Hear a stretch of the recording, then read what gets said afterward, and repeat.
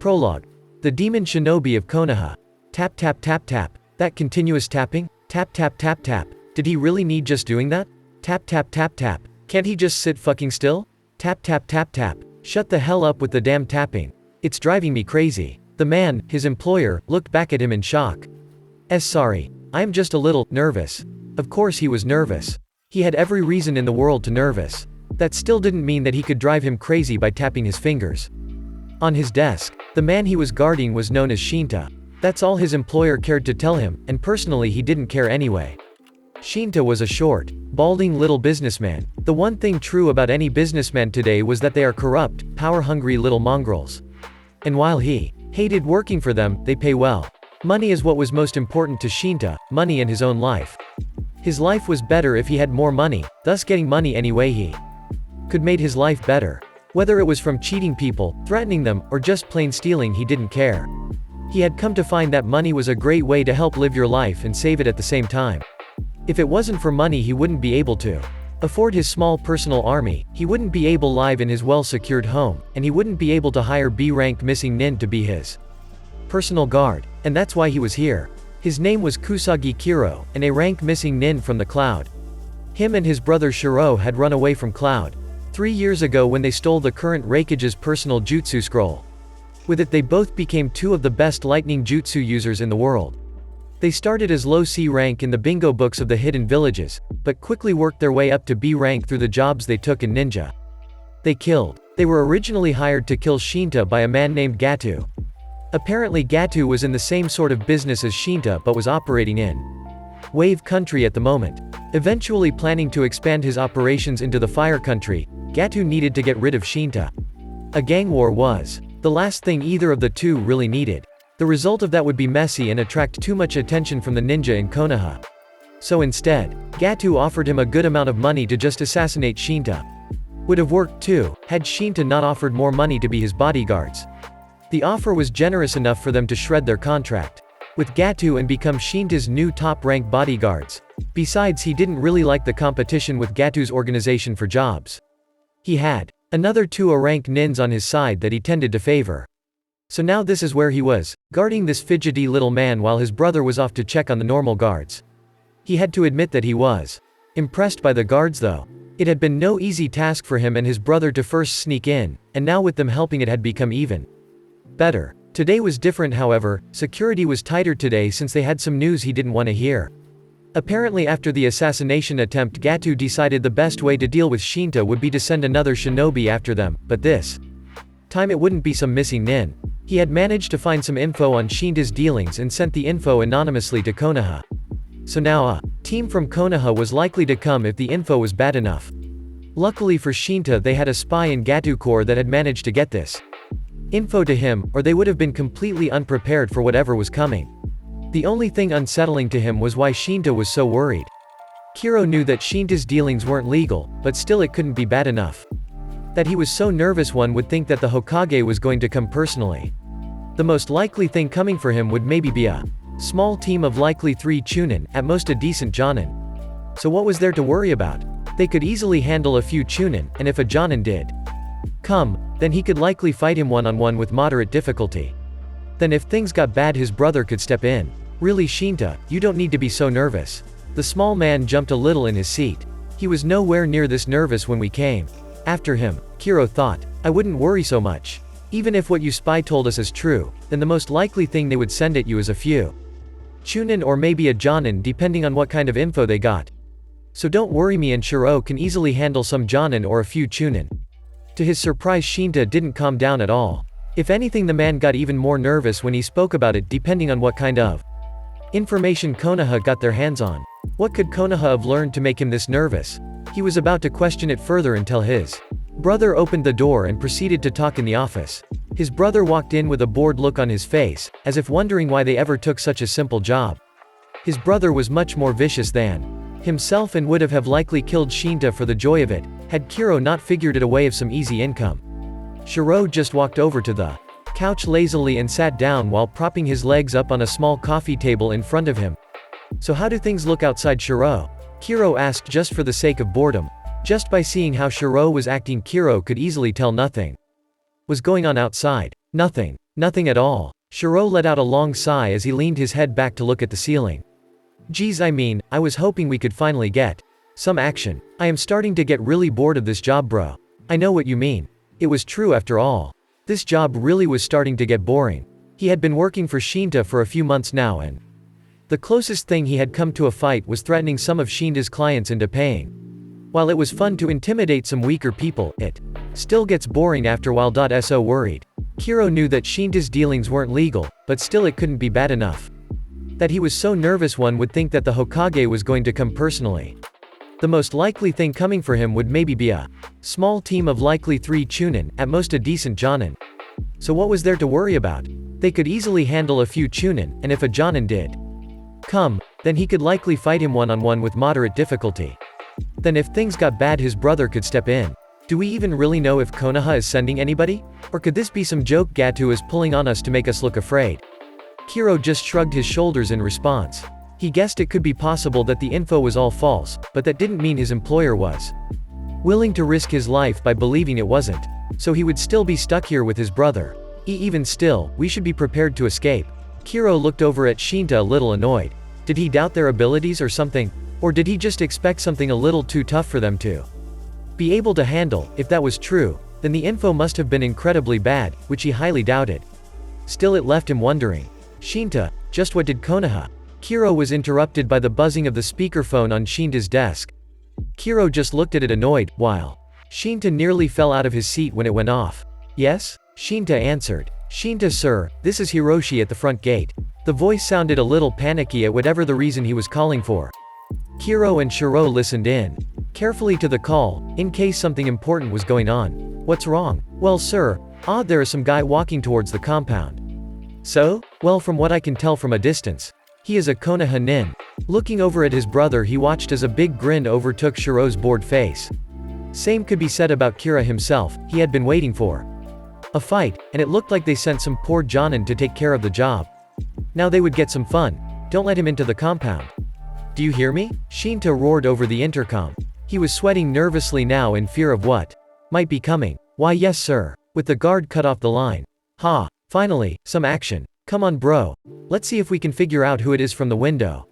Shiro leapt off his seat on the sofa and bound towards the window. Kiro shook his head softly at his brother's antics. He was a hell of a fighter and very intimidating, but he could get as giddy as a school child when anticipation of anything.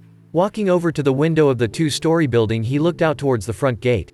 There were about 5 guards stationed there at the moment, each with various weapons and fighting techniques.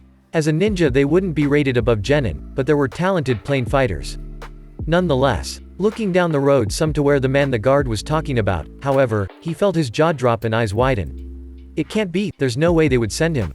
He had gray spiky hair off to one side, his forehead protector covering his left eye, and a mask that covered the bottom half of his face. He was wearing the traditional clothing of a Konoha Jonin, a green combat vest, dark blue pants and long sleeve shirt, along with plated black gloves. And he was reading a little orange book.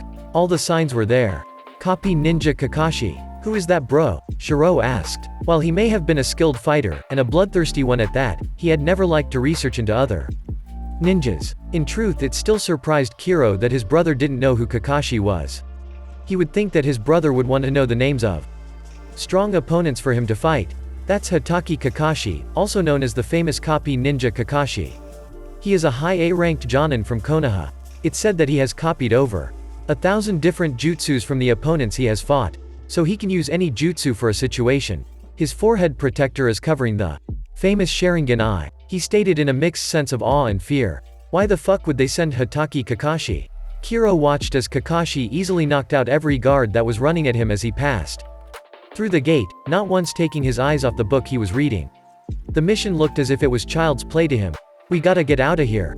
Shinta, get up. We're leaving, Kiro announced. Before he could barely make a step towards the door, his brother was in front of him with a furious look in his eyes. What the fuck do you mean we're leaving?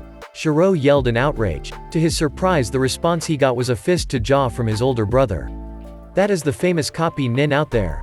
He is too much a match for us. We are leaving while we can," Kiro stated hastily as he pulled his shocked brother up from the floor. Shinta was standing right behind Kiro as he started to make his way to the door. Opening it, he was shocked to see what was outside. Outside in the long hallway that led towards Shinta's office were dozens of guards unconscious. Every single one was completely disabled and either on the ground or against wall, completely knocked out. This shocked the group because they never even heard the commotion of fighting. While they were only in the next room, Kiro barely managed to dodge the kunai that came flying towards his face. At the last second, he moved his head to the side and it grazed along his temple until it flew past him into the room, slamming in the opposite wall. At the end of the hall was an Anbu in a black cloak.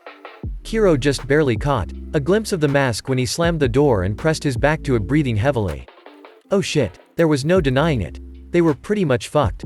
His brother was to the side after dodging the kunai. What the fuck? Shiro yelled out in surprise, looking at the kunai embedded in the wall by Shinta's desk. Turning around, he looked at the blood running down his brother's face. Kiro had only caught a glimpse of the mask the Anbu wearing, but it was enough for him. He was wearing the Kitsune mask. Only one person wore that mask. It's the demon of Konoha. Shiro looked at his brother in shock. What? Why would Konoha send him? Who? Turning and looking down, he noticed the confused expression on Shinta's face. Of course, the little man had never heard of the demon. His name wasn't well known outside of ninja. Looking down at the small man, Kiro realized that he should at least know of the person coming for him. According to rumor, 2 years ago, on the anniversary of the defeat of the Kyuubi by the Yondaime of Konoha, a brand new Anbu was introduced to the ranks of Konoha. He was taken in well with the ninja there, but the villagers were a different case because he wore the mask of the Kitsune. Kiro was reciting word for word what he knew about the man. A lot of info started spreading about him about a year and a half ago after the demon took out some rank missing nin. The underground went completely ballistic about the unknown shinobi, and price was quickly put on his head. They told each other what little info they got on him from Konoha. He completed all of his missions efficiently and was known to have incredible power. He quickly became feared and respected in Konoha and earned his nickname from other countries' shinobi as the Demon of Konoha, because of the circumstances around his mask. By the time he was finished, Shinta looked ready to wet himself, even though there was much he hadn't told him. The demon had always succeeded in his missions, and if he was here, then it meant only one thing. He was here to likely kill Shinta. Well, it seems you know a lot about me. Kuri's gaze snapped over to the desk that Shinta occupied a few minutes ago. Sitting in the chair was the demon, and the kunai in the wall was gone. Shit. He was wearing the standard body armor of the Konoha Anbu along with the cloak. His legs were propped up on top of the desk as he stretched back in the chair with one hand behind his head and the other holding a small book in front of his face. Kiro and Shiro Kusagi, 2B rank missing nin, wanted for theft of the Raikage's personal jutsu scrolls, murder of civilians, along with the murder of a number of shinobi.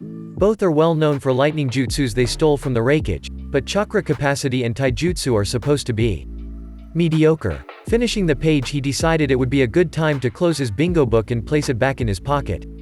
Though looking at you, I would say maybe mid to high C rank at best. What are you here for? Shiro exploded. Kiro almost smacked his brother on the backside of his head for asking such a stupid question. The demon only chuckled a little bit in response and cocked his head to the side as if asking if he was serious. What could Shinta possibly have done to make Konoha pissed off enough to send you and the copy nin? Oh, we volunteered for this mission. No pay. What? Why would do something like that? Your little employer there made a deal with someone that caused us a great deal of pain. Kiros looked on in confusion. Who could Shinta have made a deal with to make them work without pay for revenge? This wasn't the kind of situation he wanted to end up in when he joined Shinta. His only chance was to somehow escape. Who? Orochimaru. He spoke with venom. Kiro's eyes widened in shock along with his brothers at the utterance of the name. The legendary trader of the leaf, Orochimaru, was the one they wanted. When the hell did Shinta make a deal with him? How could Shinta not tell him about meeting with the snake Sanin? Of course, Konoha would send them if Orochimaru was involved somehow. Ah, it looks like you two didn't know. Oh well, I still have a mission to complete, so get out of the way before I force you. Kiro knew his brother well and knew what was going to happen now. Shiro was trained to always focus on the mission, in this case protection. Shinta. But worse than that was Shiro was easy to anger and hated being told what to do. Before Kiro could get him to stop, Shiro leapt into action. Like the good mercenary he was. Immediately he reached into his pouch and hurled 3 kunai at the Anbu, who tried to stand up quickly. To Kiro's surprise, he watched as the 3 kunai pierced straight into the chest of the demon and he slumped back into the chair. Kiro swallowed the lump in his throat nervously as he walked to check the body in disbelief. "Let's get out of here." Kiro turned around to see his brother already in front of the door ready to escape with Shinta. Kiro was about to move also when he heard a small poof behind him. Turning around quickly, he noticed smoke where the body should have been. A Bunshin that whole time? Kiro spun around quickly to look at his brother, standing in front of the door, who was wearing an equal expression of shock. Knock knock. Kiro watched in horror as his brother turned around to face the door.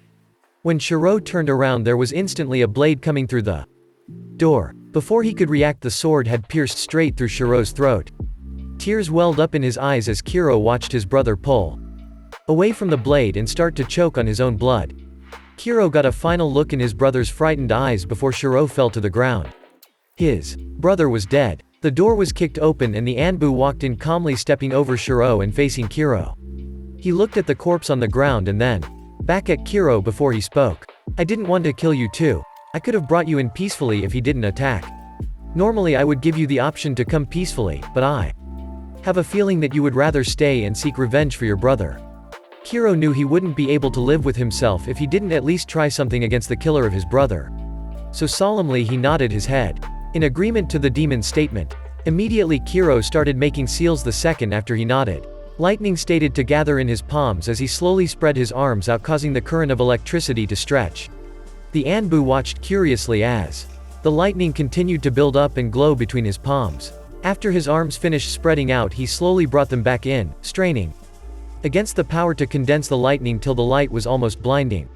Finally he couldn't hold it any longer and the lightning flew out horizontally like a slash in the air. Lightning lash. Kiro stared in wonder as he watched the Anbu pulled his hand out of the cloak. In his palm rested a swirling blue orb of chakra. He quickly slammed the orb of chakra into the lash of lightning in the air. Rasengan. The 2 attacks struggled for only a second before the lightning broke in half and flew by him harmlessly. Kiro just looked on in shock that one of his best attacks was just beaten. Still, the name of the attack nagged the back of his mind. How? While you may have been using your lightning element in that last attack, the Rasengan is a technique that uses pure chakra in its attack. Thus, your element gains no advantage or disadvantage against my attack and it becomes a pure battle of strength. In this case I have more. He disappeared in a blur of movement. "For what it's worth, I am sorry." Kiro heard spoken to the side of him before he felt the blade pierce through his throat. Shinta stood in shock at watching how quickly his 2 best men had been dispatched. He watched as the Anbu quickly wiped the blood clean from his blade and re-sheathed it before turning to Shinta himself. "You." Shinta turned around quickly to make a break for it. When he turned around, he saw a man with a mask covering half of his face standing in front of him, his eye curved happily. He gave a slight wave to Shinta. "Yo." Shinta fainted from the shock and nearly had a heart attack. Kakashi just scratched the back of his head while looking at the little man. The Anbu just chuckled at the antics of the Jonin as he took a scroll out of the pack that belonged to the missing nin. Afterwards he walked over to where Kakashi was sitting on top of Shinta while reading. "You were late. Ah Gomen. I was just. Save it for someone else." Kakashi's sweat dropped a little. "So, do you think he will know anything?" Kakashi looked up with a serious expression in his eye at the question. "Not likely, Orochimaru is too clever. But if he does know something, we will be the first to find out." "Yeah, I guess so. Come on, let's get him out of here. He's got a date with Ibiki." The Anbu shuddered a little bit at what poor Shinta would be going through. Without another word, Kakashi grabbed Shinta and threw him over his shoulder before they jumped out the window. The demon just took one last look at the 2 bodies on the floor before jumping out of the window alongside of Kakashi. Kakashi was waiting for him at the front gate entrance. Around him were several unconscious bodies on the ground from when he first came in. "You ready?" A single nod was all the response was all Kakashi got before they took off for Konoha at a speed most could barely see. Kakashi observed the one next to him carefully. The normally very cheerful boy was being a little too quiet and thoughtful. Something must be bothering him. "Nay, Kakashi-senpai?" Kakashi arched his eyebrow at the honorific of respect given. Normally he would just call him some kind of pervert to get his attention. Do you think the old man will let me get a team this time around?" "Ah, is it that time already?" This would be the age group that you would have graduated with, right?" "Hi. Well, I sort of doubt he would want you to teach people your own age." The Anbu's head dropped some, knowing Kakashi was likely right. Kakashi smirked a little bit before continuing. But most of the clan head's children are graduating in this group. Some of them might want you to teach. He might have been wearing a mask, but Kakashi could visibly see the changes in posture the Anbu had. His spirits were picked up some by the comment. Kakashi knew how much he wanted to be a Jonin sensei to follow the footsteps of his father. Thanks Kakashi-senpai. You will do him proud, Naruto. Ah, finally. Hiruzen turned around slowly in his chair to face towards the window. It was late in the evening in Konoha, but the streets still looked busy with life. Sarutobi looked on happily as he smoked from his pipe, his paperwork for the day finally finished. Things were going well in the village of the leaves. The people were at peace and the village was in a state of prosperity. The villagers themselves were making good money for the village economy through both trade and agriculture. Missions were plentiful and profitable. Still though, he couldn't help but believe that the village would be doing better if the man he had chosen as his successor were still alive. Minato. No matter how many times he would tell himself that every day, it still didn't make him feel any better about what had happened. Minato just wouldn't let Hiruzen make the sacrifice. It was his job as the Hokage of Konoha, not the job of the former Hokage. He used his own son, knowing that it would be impossible for him to ask anyone else in the village for theirs. He sacrificed his life, and basically the life of his son, to lead a normal life, for the village to survive. On the fateful night, the Kyuubi attack changed numerous opinions of how to hold and regard others. They also probably didn't realize just how much their decision had molded the future for Konoha. Flashback. The nicknamed God of Shinobi was surprised. Well, maybe that wasn't the right word, shocked was more like it.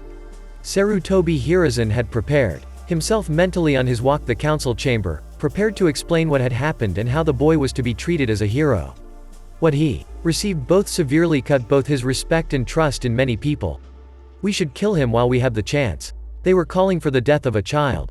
He had tried his best to explain the sacrifice and nature of the seal that now held the great demon, but they could not see past their own fear and hatred in the aftermath such a traumatic event. Hiruzen knew that even now, as they sat in these chambers, that his ninja were still in the midst of operations. Fires still raged across the village, and the wounded were still be recovered from amongst the rubble. Many of the shinobi heads and civilian leaders present war bandages stained with blood. This would leave a deep scar in the village's psyche that would take years to recover from. He is not the demon, just a child, Sarutobi argued. He sat in the center of the large half-circle table. To his sides were all the elders, and even the clan elders were here for this meeting. Directly in front of the group on a small pedestal sat a tiny basket where the newborn in question was sleeping. It can't be allowed to live after what it did. The third Hokage was having difficulty with them. The elders that were non-shinobi were very adamant about killing the child. He knew they feared what they didn't understand. His only hope seemed to be the few shinobi elders not incredibly willing to kill the child.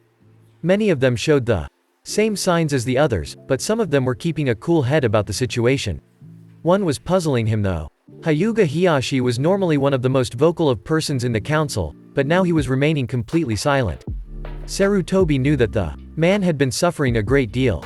Hiyashi and Minato were teammates, rivals, and best friends. The reason he was more puzzled though was Hiyashi's thoughtful look at young Naruto. Not once had his eyes left the child's. He just kept staring as if waiting for something. I still don't see why we have reason to be afraid. Sarutobi smiled a little as he heard the response. Nara Shikaku was one of the most intelligent men he knew. The lazy Jonin and clan leader in question was currently leaning back in his chair with his arms behind the back of his head. He seemed almost bored with what was happening. What do you mean, Shikaku? What I said, he's just a child, what harm can he do? He is the demon. If we don't kill him while he's weak, we may never get another chance. You have yet to provide adequate proof that he is indeed the demon. Sarutobi looked at the new voice. Aburame Shibi was one of the quietest people he had ever met, but when he spoke it was important. His clan prided themselves on their use of logic to solve situations in question. They were the ones that would always think things out before behaving irrationally. Perhaps he would be able to persuade the growing number. The seal is all the proof we need. That doesn't prove that he is indeed the demon. Still, think of the risk. There was a loud slap as a hand hit the table. Yamanka Inoichi was standing up now, looking furious at all the people in favor of killing the child. The clan head was young and brash, but that was exactly what was needed. This is bullshit. There is no way Minato would just seal the demon for us to kill an innocent child. You would put such blind faith in him. I would trust Minato with my life. The arguing just kept going. Neither side seemed to be making any leeway with the other group, but the group of normal elders was still larger than the group against killing him. It was looking like Hiruzen would have to put his foot down and make the decision without their consideration. It would cost him politically, but it would achieve Minato's wish. During this time Sarutobi decided to pass the time as Hiyashi was watching the child. How they could want to kill the boy, he couldn't understand.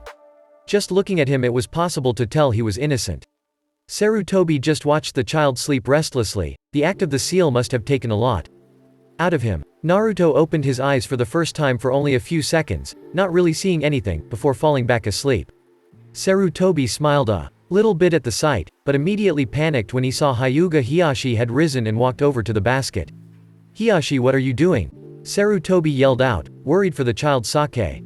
Could Hiyashi possibly want revenge for his friend's life? To his relief, Hiyashi only stood in front of the baby.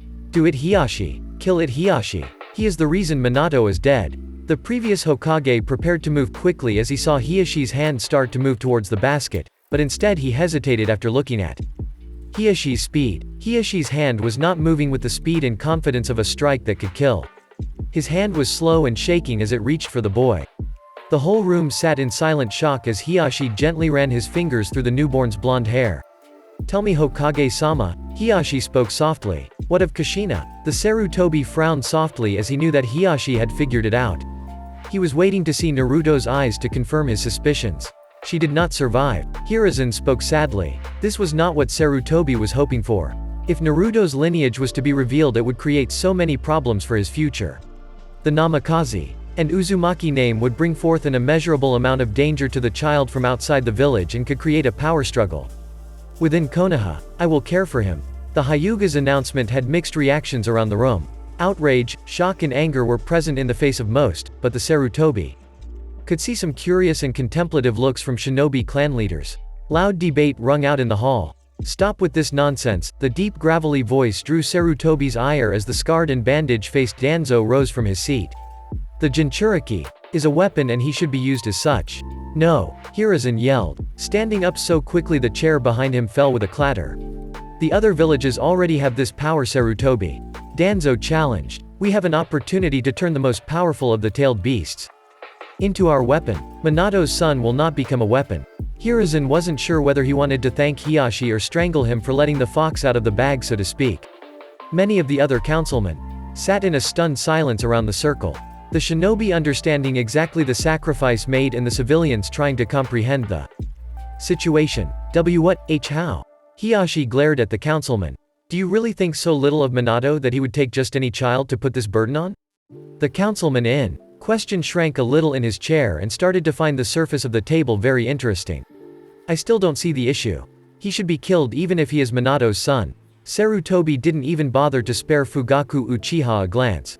He didn't like anything about the man. What was there to like behind all the arrogance he put up? The man was even colder and more arrogant than any Hyuga he had ever met. The head of the Uchiha clan had shown through the discussions already that he was all for killing the child. "How can you say something like that? Do you really think Minato would do this to kill his own son?" Inoichi retorted. Arguing continued back and forth while Hiruzen just sat with his fingers massaging his temple. He had a feeling an argument would break out between the Hyuga and Uchiha clans because of their past, but he had been pleasantly surprised when all Hiyashi did was stand guard at young Naruto's crib. The situation wasn't turning out at all how he had hoped. Some wounds just can't heal easily for those that have been hurt. "We should train him." Hiyashi's stoic voice once again cut through. "What? Why? If we were to train the boy to use the immense amount of power he contains, he could become a pillar of our village. So, do you want to use your own best friend's son as a tool?" Fugaku's remarked snidely with a smirk at the Hyuga. "I said no such thing. In fact, I say we teach him to follow in his father's footsteps. Perhaps one day, if he chooses, he may have the qualities to take up his father's mantle as Hokage. And who would train him? You. How do we know that you don't want to just turn him into your own little pawn?" Hiyashi's face never changed at the comment, but Hiyashi could see the anger in his eyes. The Hyuga was withstanding insult after insult from the Uchiha in hopes of saving the young child's life. It wasn't an easy thing for any Hyuga to take an insult laying down. Then why not have him train with each of the clan heads? Shikaku Nara spoke out. "I mean, if you're so worried about him becoming a Hyuga tool, just have all of the clans train him in some way. How so? I don't know. The Hyuga could teach him chakra control and about his father. Akamichi could teach strength, Nara strategy, blah blah, you get the deal. Shikaku waved his hand in the air in an uncaring manner as he listed off different ways to train the boy. All the ninja clans were agreeing with the proposal except for Fugaku, who absolutely refused to train him, and some of the civilians were beginning to be swayed to their way. It didn't take much more debating before the decision was final that he would be taught by the clans.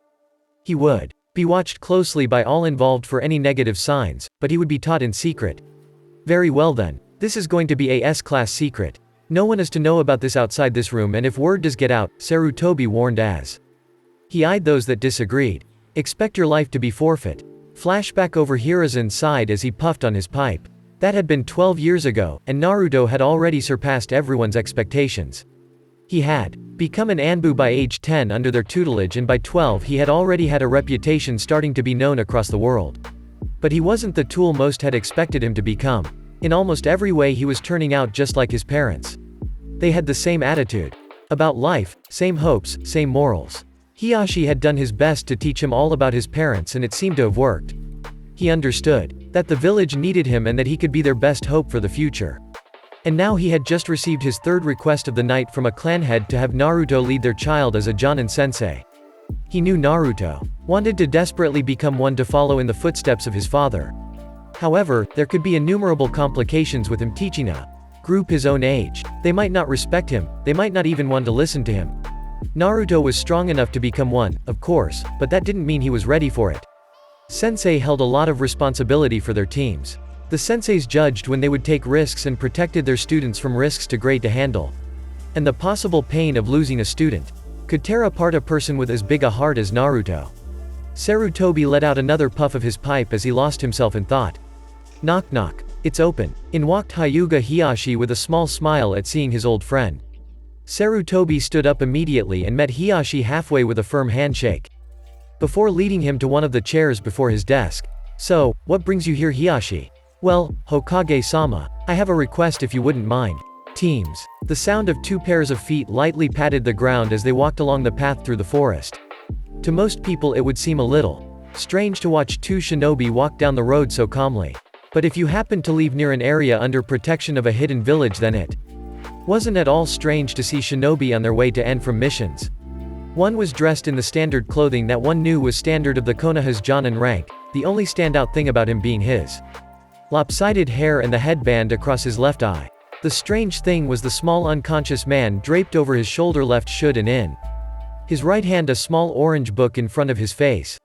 Next to him walked a figure draped with a beige cloak that covered his entire body. His height was much shorter than the older man walking next him, only reaching up to his chest level. The only part of him showing was the red and white fox mask that shone clearly to anyone observing. His posture was bored as you could see his slumped shoulders and his feet dragging as he walked along. So when do I get to carry him? The cloaked Anbu whined as he walked alongside the famous copy ninja. You don't remember what happened last time you carried a prisoner? The cycloptic ninja replied in a bored tone. Hey, that wasn't my fault. The bastard bit me when he woke up. The Anbu yelled defensively at the Jonin. You put him in the hospital for 2 weeks before he was well enough to even see Ibiki. Kakashi drawled out as his one eye looked over at the Anbu besides him. Plus Hokage-sama said you are not allowed. Teams. The sound of 2 pairs of feet lightly patted the ground as they walked along the path through the forest. To most people it would seem a little strange to watch 2 shinobi walk down the road so calmly. But if you happened to live near an area under protection of a hidden village, then it wasn't at all strange to see shinobi on their way to end from missions. One was dressed in the standard clothing that one knew was standard of the Konoha's Jonin rank, the only standout thing about him being his lopsided hair and the headband across his left eye.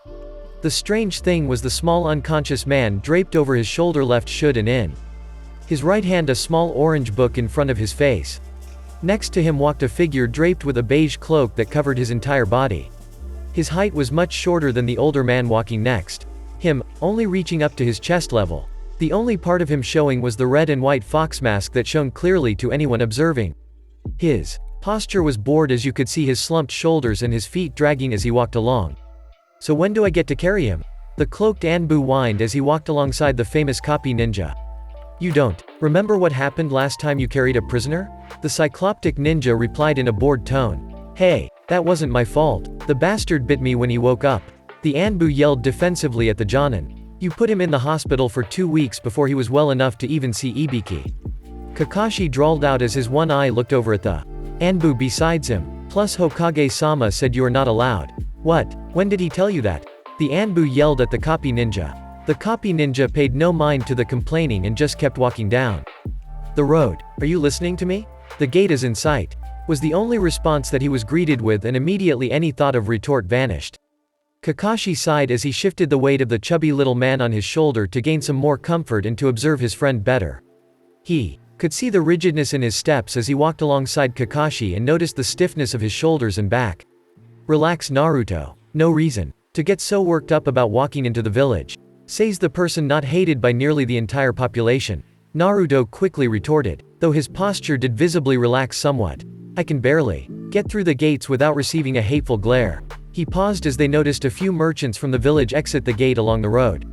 An older man sent a glare of hate directly at him. At the same time, some of the others looked at him fearfully. When they had finally passed by, Naruto threw his hands into the air in frustration. I can't even get into the gates without receiving a glare. Meanwhile, Kakashi just looked a little sheepish as the two walked through the gates. I understand your reasoning, Hiashi, but that does not mean I agree with it.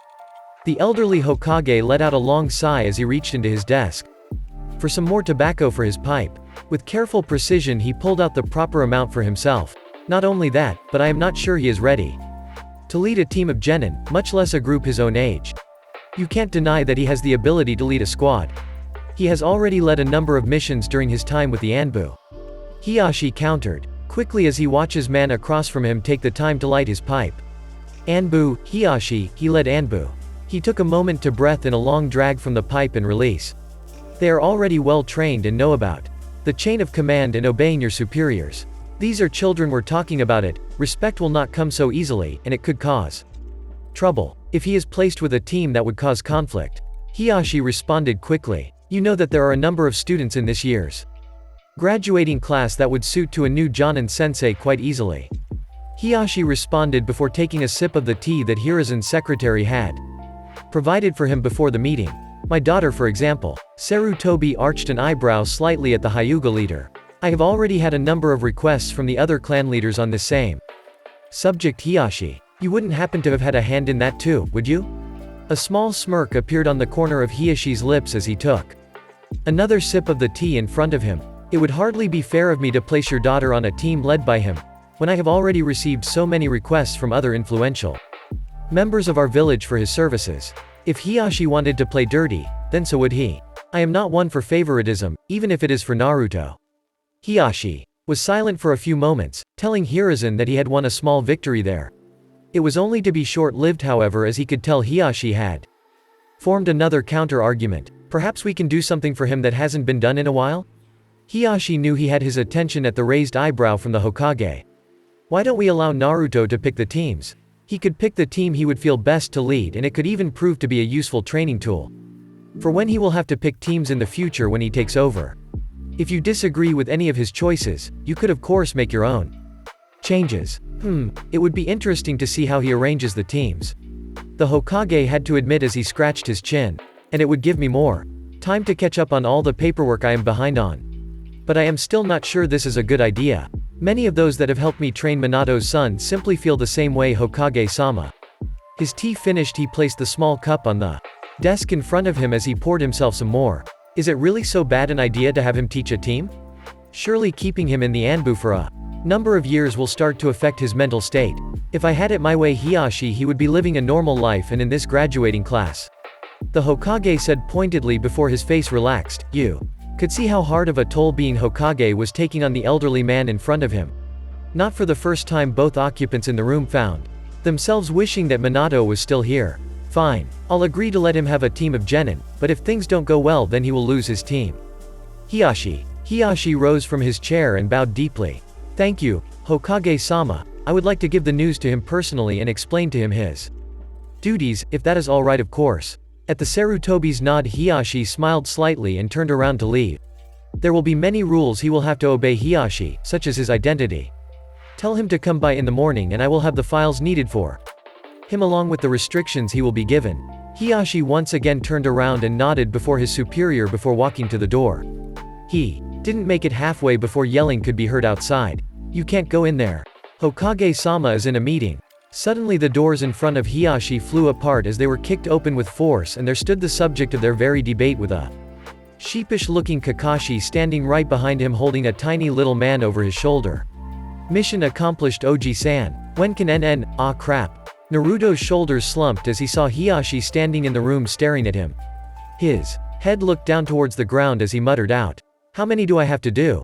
5 katas for ignoring the secretary, 5 for interrupting a meeting, 5 for kicking in the door, and another 5 for not showing the proper respect.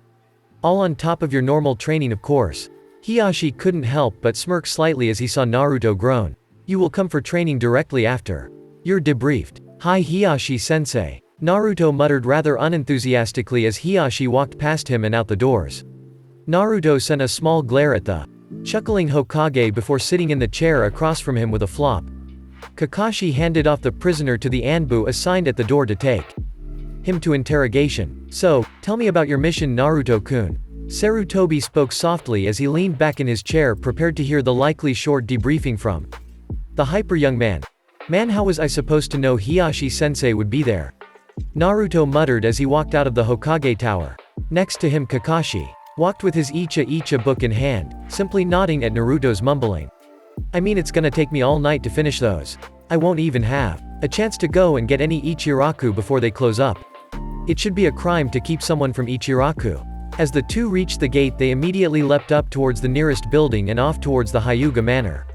"I don't believe that. Everyone holds the same philosophy towards ramen that you hold, Naruto."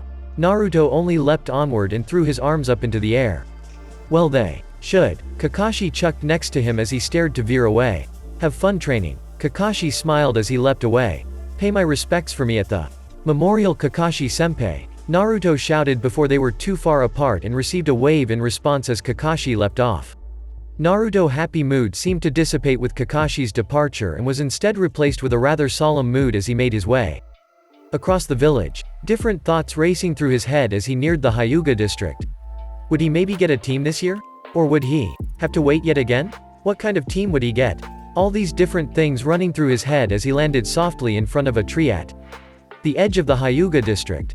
"Man has responsibility, not power." He spoke quickly and quietly with his palm on the center of the tree and his eyes closed. He felt the hair on the back of his neck stand up and the feeling of being dipped in ice water run up his body before it vanished all at once and he opened his eyes. "Man, I hate that." His eyes adjusted quickly to the little light the narrow tunnel ahead of him provided. Small lanterns lined the narrow path ahead of him, casting a soft orange glow down the generations-old tunnel. Naruto had long ago mapped out that the path took him directly under the many different homes inside the Hyuga district, even going as far as to pass directly under guard barracks, before it slowly started to incline as it neared the center of district.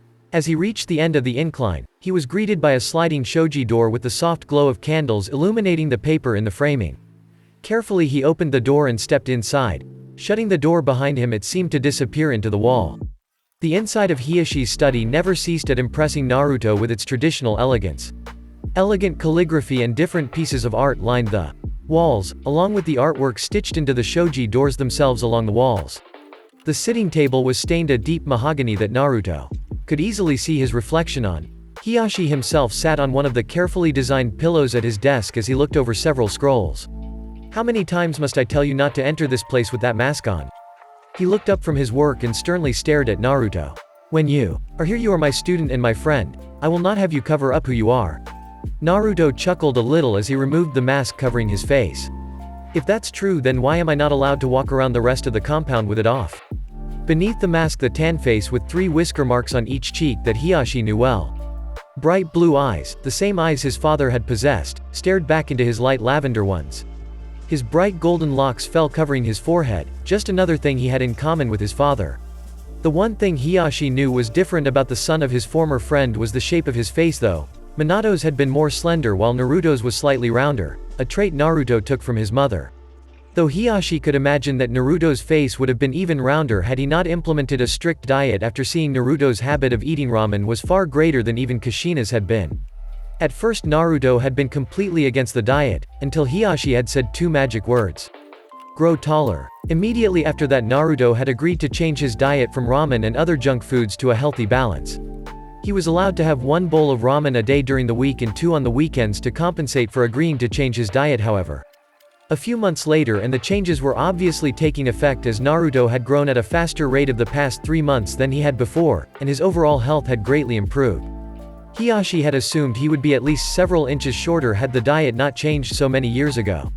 Because your identity and your training here is to be considered a secret, as such you are only allowed to have you mask off while in my study or my private dojo. But while you're in those places and in my presence alone, you will have that mask off. Naruto rolled his eyes as he walked over to sit down in front of Hiyashi. Yeah, I've heard you say that same thing 100 times. He muttered out as he flopped down on one of the pillows at the table. I give the same answer to the same question. It is you that looks foolish when I have to repeat the same answer to the same question 100 times. Hiyashi said as he rolled up the scrolls in front of them and placed them to the side. We have something important to talk about, Naruto. Naruto immediately raised his hands in defense. Hey, if this is about me kicking in the door, I convinced Hokage-sama to allow you to get a genin team this year. The reaction was immediate as Naruto's jaw nearly hit the ground in surprise. And his eyes went as wide as saucers. No way. Really? I get my own team to lead? Yes. Naruto yelled out as he jumped about in celebration. Hiyashi was shaking his head slightly as he looked at Naruto. What have I taught you about self-control, Naruto? You're lucky this room has seals. On it, prevent people from listening in on us or half the clan would be wondering who was inside of my study. Naruto just collapsed into a sitting position in the middle of the floor. I know, but I was just so excited. Who do I get to teach? Well, actually that is something we need to talk about. Hiyashi motioned for Naruto to move closer to him and take his seat at the pillow again. Hokage-sama is going to allow you to pick the teams this year. Naruto's face took on a slightly puzzled but excited expression at the news. But isn't that his job? I thought that was one of the duties he had to fulfill as Hokage? To balance out the team's strengths. Normally yes, but I argued that this would be a good training exercise for you. After all, you will need to pick the teams out fairly yourself once you become the Hokage in the future. In addition, you will need to pick out a fair and balanced team that will be able to accept you as their sensei. So no Uchihas? Naruto questioned with a smirk. To that Hiyashi grinned some and shook his head to say no. Damn, I would have loved to mess with him. Though Kakashi-senpai will probably be assigned to teach him, seeing as he has a Sharingan. Uchiha Sasuke is also the current top student this year. If that persists, then Kakashi will receive the student with the highest scores and the student with the lowest according to tradition. Hiyashi noted. Hokage-sama has all the information that you will need to start organizing the teams. He would like you to report to him first thing tomorrow morning to pick up everything you will need and to give you your rules regarding your team. Rules? Naruto's head cocked to side in thought. Like keeping them safe and teamwork and stuff? I know all of that. More likely it has to do with not revealing your identity until we know this is going to work out. Naruto was about to protest, but Hiyashi quickly beat him to it by raising his hand. We are still not sure that you are ready yet, Naruto. Hokage-sama is only giving you this team under the condition that if you don't meet his satisfaction that he can give it to another sensei. But that's not fair. I have been leading Anbu teams for the past 2 years now. No one else has that kind of stipulation and pressure to deal with. Naruto fumed, outrage clearly written across his face towards Hiyashi's neutral one. No other sensei are the same age as their students either. Commonly it's at least 3 to 5 years above the age group depending on the person up for sensei. Even your father was in that range before he took on a team. It was a dirty tactic, but Hiyashi knew mentioning Minato would be the best way to get through to Naruto. He knew it had worked when Naruto crossed his arms in front of his chest and looked off to the side with a sour look on his face. It's not like I don't understand, it's unusual. I just want to do it. Naruto muttered out. And I believe you. It is your next step. No, it's not just that. Naruto spoke quickly, interrupting Hiyashi. Embarrassed, he ducked his head down some and wouldn't make eye contact. I really just want the chance to interact with them too, to make friends with my students. A soft look overcame Hiyashi's face and he let out a sad sigh as he looked at the young man in front of him. The boy was so full of life and energy that he was only allowed to express through training and his time with clan heads. No friends his own age, just older people he knew in Anbu, and no playtime for just him. He had been training to be the best since the day he was born, training to surpass the strength of those before him. He was eternally thankful that the lessons on his parents had kept his spirit up and his heart still kind. You have lived a life I know your father would have hated, Naruto. Naruto's head shot up in shock and he looked wide-eyed Hiyashi. I often wonder if he will ever forgive me for what I have done to you. He would have wanted you to grow up with him training you, watching you play in the park with our children, and celebrating with you after graduating from the academy in a few days. Instead, I have robbed you of your childhood, making you into a weapon for Konoha. Naruto had never seen so much emotion on Hiyashi's face or so much pain in his voice. He smiled gently at Hiyashi. I know you did what you thought would save my life, and I know my father would forgive you for just that reason. The two just sat there for a moment, lost in their own thoughts about how different things could have been. It wasn't for a few minutes until Naruto remembered something. Oh, I almost forgot. Naruto announced loudly with a smile as he reached into his pack and presented a scroll to Hiyashi. Hiyashi's eyebrows furrowed at the scroll being handed over to him. What is this? It's one of the Raikage's personal jutsu scroll.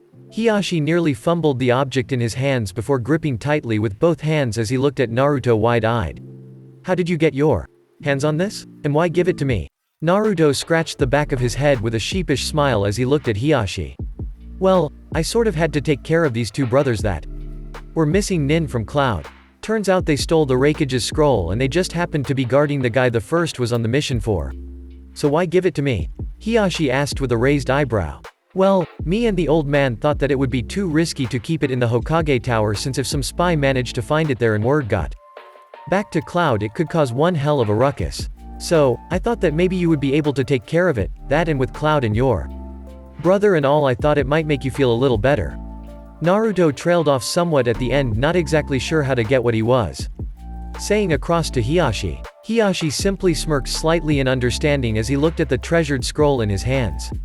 I understand, Naruto. Thank you very much. As he said this, he stood up and walked towards one of the calligraphy paintings on the wall. Naruto couldn't see what happened since Hiyashi's back was to him, but next thing he knew there was a flash of light, and when Hiyashi turned around the scroll was gone. Now I think you should get to those kata, if you don't want to be too tired for your team building plans tomorrow. Hiyashi had to smile at Naruto's groan as the young man walked into the dojo linked to his study. She felt her body hit the wall of the building she had just been walking next to roughly as a few young boys ran through the streets, not caring if they bumped into someone. She felt several sting on her arm from where earlier training bruises along her body protested the rough treatment they had just suffered. For her part, all Hinata did was look at the retreating forms down the street as she grasped her arm slightly through her jacket before continuing her way towards the academy. She was tired and sore all over her body. Ever since a few years ago when she had entered the academy, the clan council had decided that her training regimen needed to be stepped up. Elder Hisao had been assigned as her teacher during these sessions at home. He had not been lenient with her at all. Often she walked away from her sparring sessions bruised, battered, and barely feeling as if she had learned anything at all. Is this how the daughter of Hyuga Hiyashi should act? The elder's words always stayed with her longer than her bruises would. His training was harsh, but his demeaning words had always struck her harder than his blows. She told herself over and over that he was berating her to make her want to try harder and learn more, but lately she was starting to feel that she would never be able to get it. The sudden ringing of a bell in front of her startled her out of her thoughts as she realized she had made it to the academy and one of the early bells had gone off. Hurriedly she made her way through the doors as other students rushed in with her. It didn't take her long to reach the classroom and see that she was one of the first few to get into the classroom. Good morning, Hinata-chan. Hinata smiled and bowed quickly to the Chunin standing at the desk in front of the classroom. Good morning, Iruka-sensei. Iruka grinned as he looked at the child in front of him and scratched the back of his head, looking slightly sheepish. How many times have I told you that I don't need you to bow to me like that? I'd hoped you would have grown out of doing that to me as we came to know each other over the years. Hinata blushed slightly in embarrassment in front of the teacher. Gomen Iruka-sensei. Now none of that, Hinata. Iruka spoke as he placed his hand on the girl's shoulder. You do what you're comfortable with, okay? At the girl's nod, the teacher smiled at her before lightly pushing her in the direction of the desks. Now go find your seat before everyone piles in at the last moment. She briskly climbed her way to the back row of the classroom and sat down at her desk in the corner away from everyone. The only other students in the room being the quiet Aburame heir that sat further down the row from her and the brooding Uchiha a few rows down from her. It was only quiet for a few more minutes though as the final bell for classes rang and students began pouring into the classroom and claiming their seats. She mildly watched the small argument that broke out between two gears she had come to know as Sakura Haruno and Ino Yamanka about who got to sit next to their crush Sasuke. It might have looked more entertaining to her had she not seen the same act every morning for several years. Now it was just a normal thing to the class every morning that ended with neither of them sitting next to the boy. Now, as you all know, tomorrow will be the day you students take the exam to become genins. That being the case, we decided that today would be a good day to review several skills to help prepare you for tomorrow's examination. First we will start with a review of in-class material and then, after lunch we will do some practice outside. Iruka spoke out before starting a lecture on chakra. Hinata felt the hair on the back of her neck stand up and she tensed a little as she thought she felt a presence behind her for a moment before. It was gone. Glancing behind her quickly, she let out a relieved breath as she confirmed that no one was there and turned her head back to pay attention to the lesson. Naruto had to admit he was lucky today was not windy at all, or he would probably be chasing all the papers spread out around him right now. He sat alone on the rooftop of the school with all the files that the old man had given him spread out around him as he observed the students during their lunch break and made notes on their files. All the while he kept a large notepad out directly in front of him writing down the different ideas of his. If he really wanted this to work, he would have to make a team that would suit him and be able to get along with him, but not take anything away from the other squads. The old man had been very specific about him not telling his team his last name or revealing his face to them. It was obvious that the old Hokage was quite nervous about doing this at all. If that's the case, then I will just have to make the best damn team ever. Oh, that won't be an easy task, you know. The voice of Kakashi spoke up behind Naruto, causing him to jump slightly. You were quite engrossed in your work for me to be able to sneak up on you like that. Naruto glared slightly at the man before turning back to his work. What do you mean? Oh well, to be the best damn team ever, won't they have to be better than the legendary 3? Kakashi stated as he glanced to the side to gauge Naruto's reaction to the question. Hell yeah, my team will defiantly be good enough to become the next legendary 3. Naruto announced with his fist raised into the air. Kakashi could only chuckle as he peered at the papers and student stories below. So, which am I getting? And who interests you? Kakashi as he pulled out his Icha to read as he listened to Naruto's analysis. He could hear Naruto jump up excitedly as he gathered up some of the papers and stood up next to Kakashi to get a better view. Well, since the council would pitch a fit if I didn't, you're getting the Uchiha for starters. Naruto said as he pointed to said boy eating his lunch, alone with a group of girls sitting a few feet away eyeing him. Whole last 2 Sharingan users left in Konoha and all, but overall from what I have observed today, the only thing higher than his grades would be the stick shoved up his ass. Good luck with Sasuke's attitude, especially since he's probably getting one of his fangirls on his team. Are you trying to make my job difficult, Naruto? Kakashi asked with an annoyed sigh. If they fail, I'm going to have to put up with a long chat with the council. Naruto laughed out loud at that. Yeah, I really can't wait to listen to that one. Kakashi sent a look at Naruto that made Naruto somber slightly, but still chuckling. Not my fault if the Uchiha is arrogant. He's not his father, you know. Naruto let out a long sigh at the comment because of course Kakashi was right. Sasuke didn't deserve to be judged before for the action of his now deceased family, but Naruto had a hard time accepting that he may not have been alive. If not for the intervention of Hiashi, he could have died. When Naruto was 8, he questioned Hiashi and the other clan heads on how he had been put into the situation he was in. Each one had explained the council meeting to him from their own perspective. It had been an eye-opening experience for the young, sheltered, blonde to learn about the fear and hatred that was directed at him. One of the things that stuck with him the most, however, was how the Uchiha were the only major shinobi family to push for his death. Anyway, who's the girl you are going to stick me with? Following Naruto's pointing finger, Kakashi's eyes landed on the girl with pink hair. Pinky? Possibly. Haruno Sakura, probably his biggest fangirl and the highest rating kunoichi brain-wise, not physically however. Don't know what's up with the pink hair though, Naruto said, trailing off at the end. Though really it's still a toss-up between her and Ino Yamanka. You are thinking of breaking up the Ino Shikacho team? Their fathers won't be happy about that. Just because the father worked really well together, doesn't necessarily mean the children will.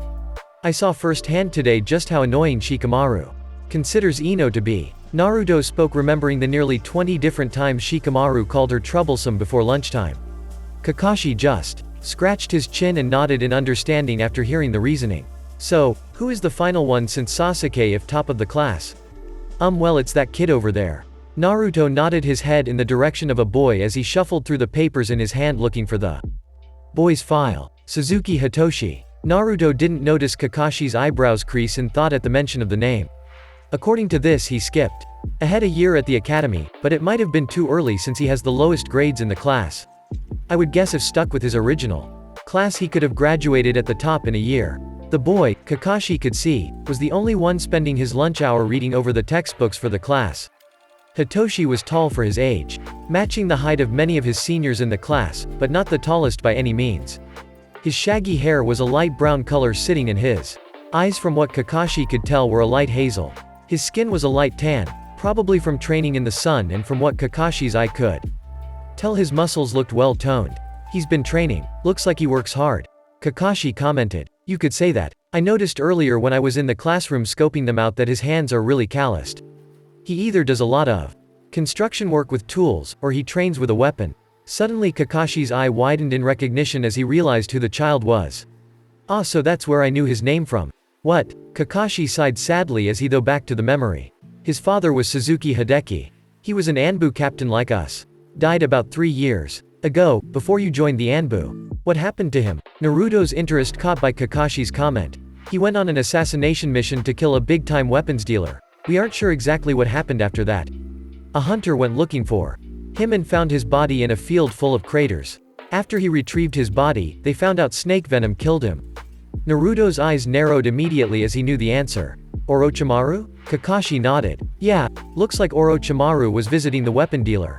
After Hideki finished his job, he was caught on the way back to Konoha. He was a master user of the bow staff. He might have been passing his skill on to Hitoshi during his off time with his son. Might be why his hands are calloused and why he is trying too hard to skip ahead and graduate. He wants to find out what happened to his dad and get revenge, huh? Kakashi nodded at Naruto's question.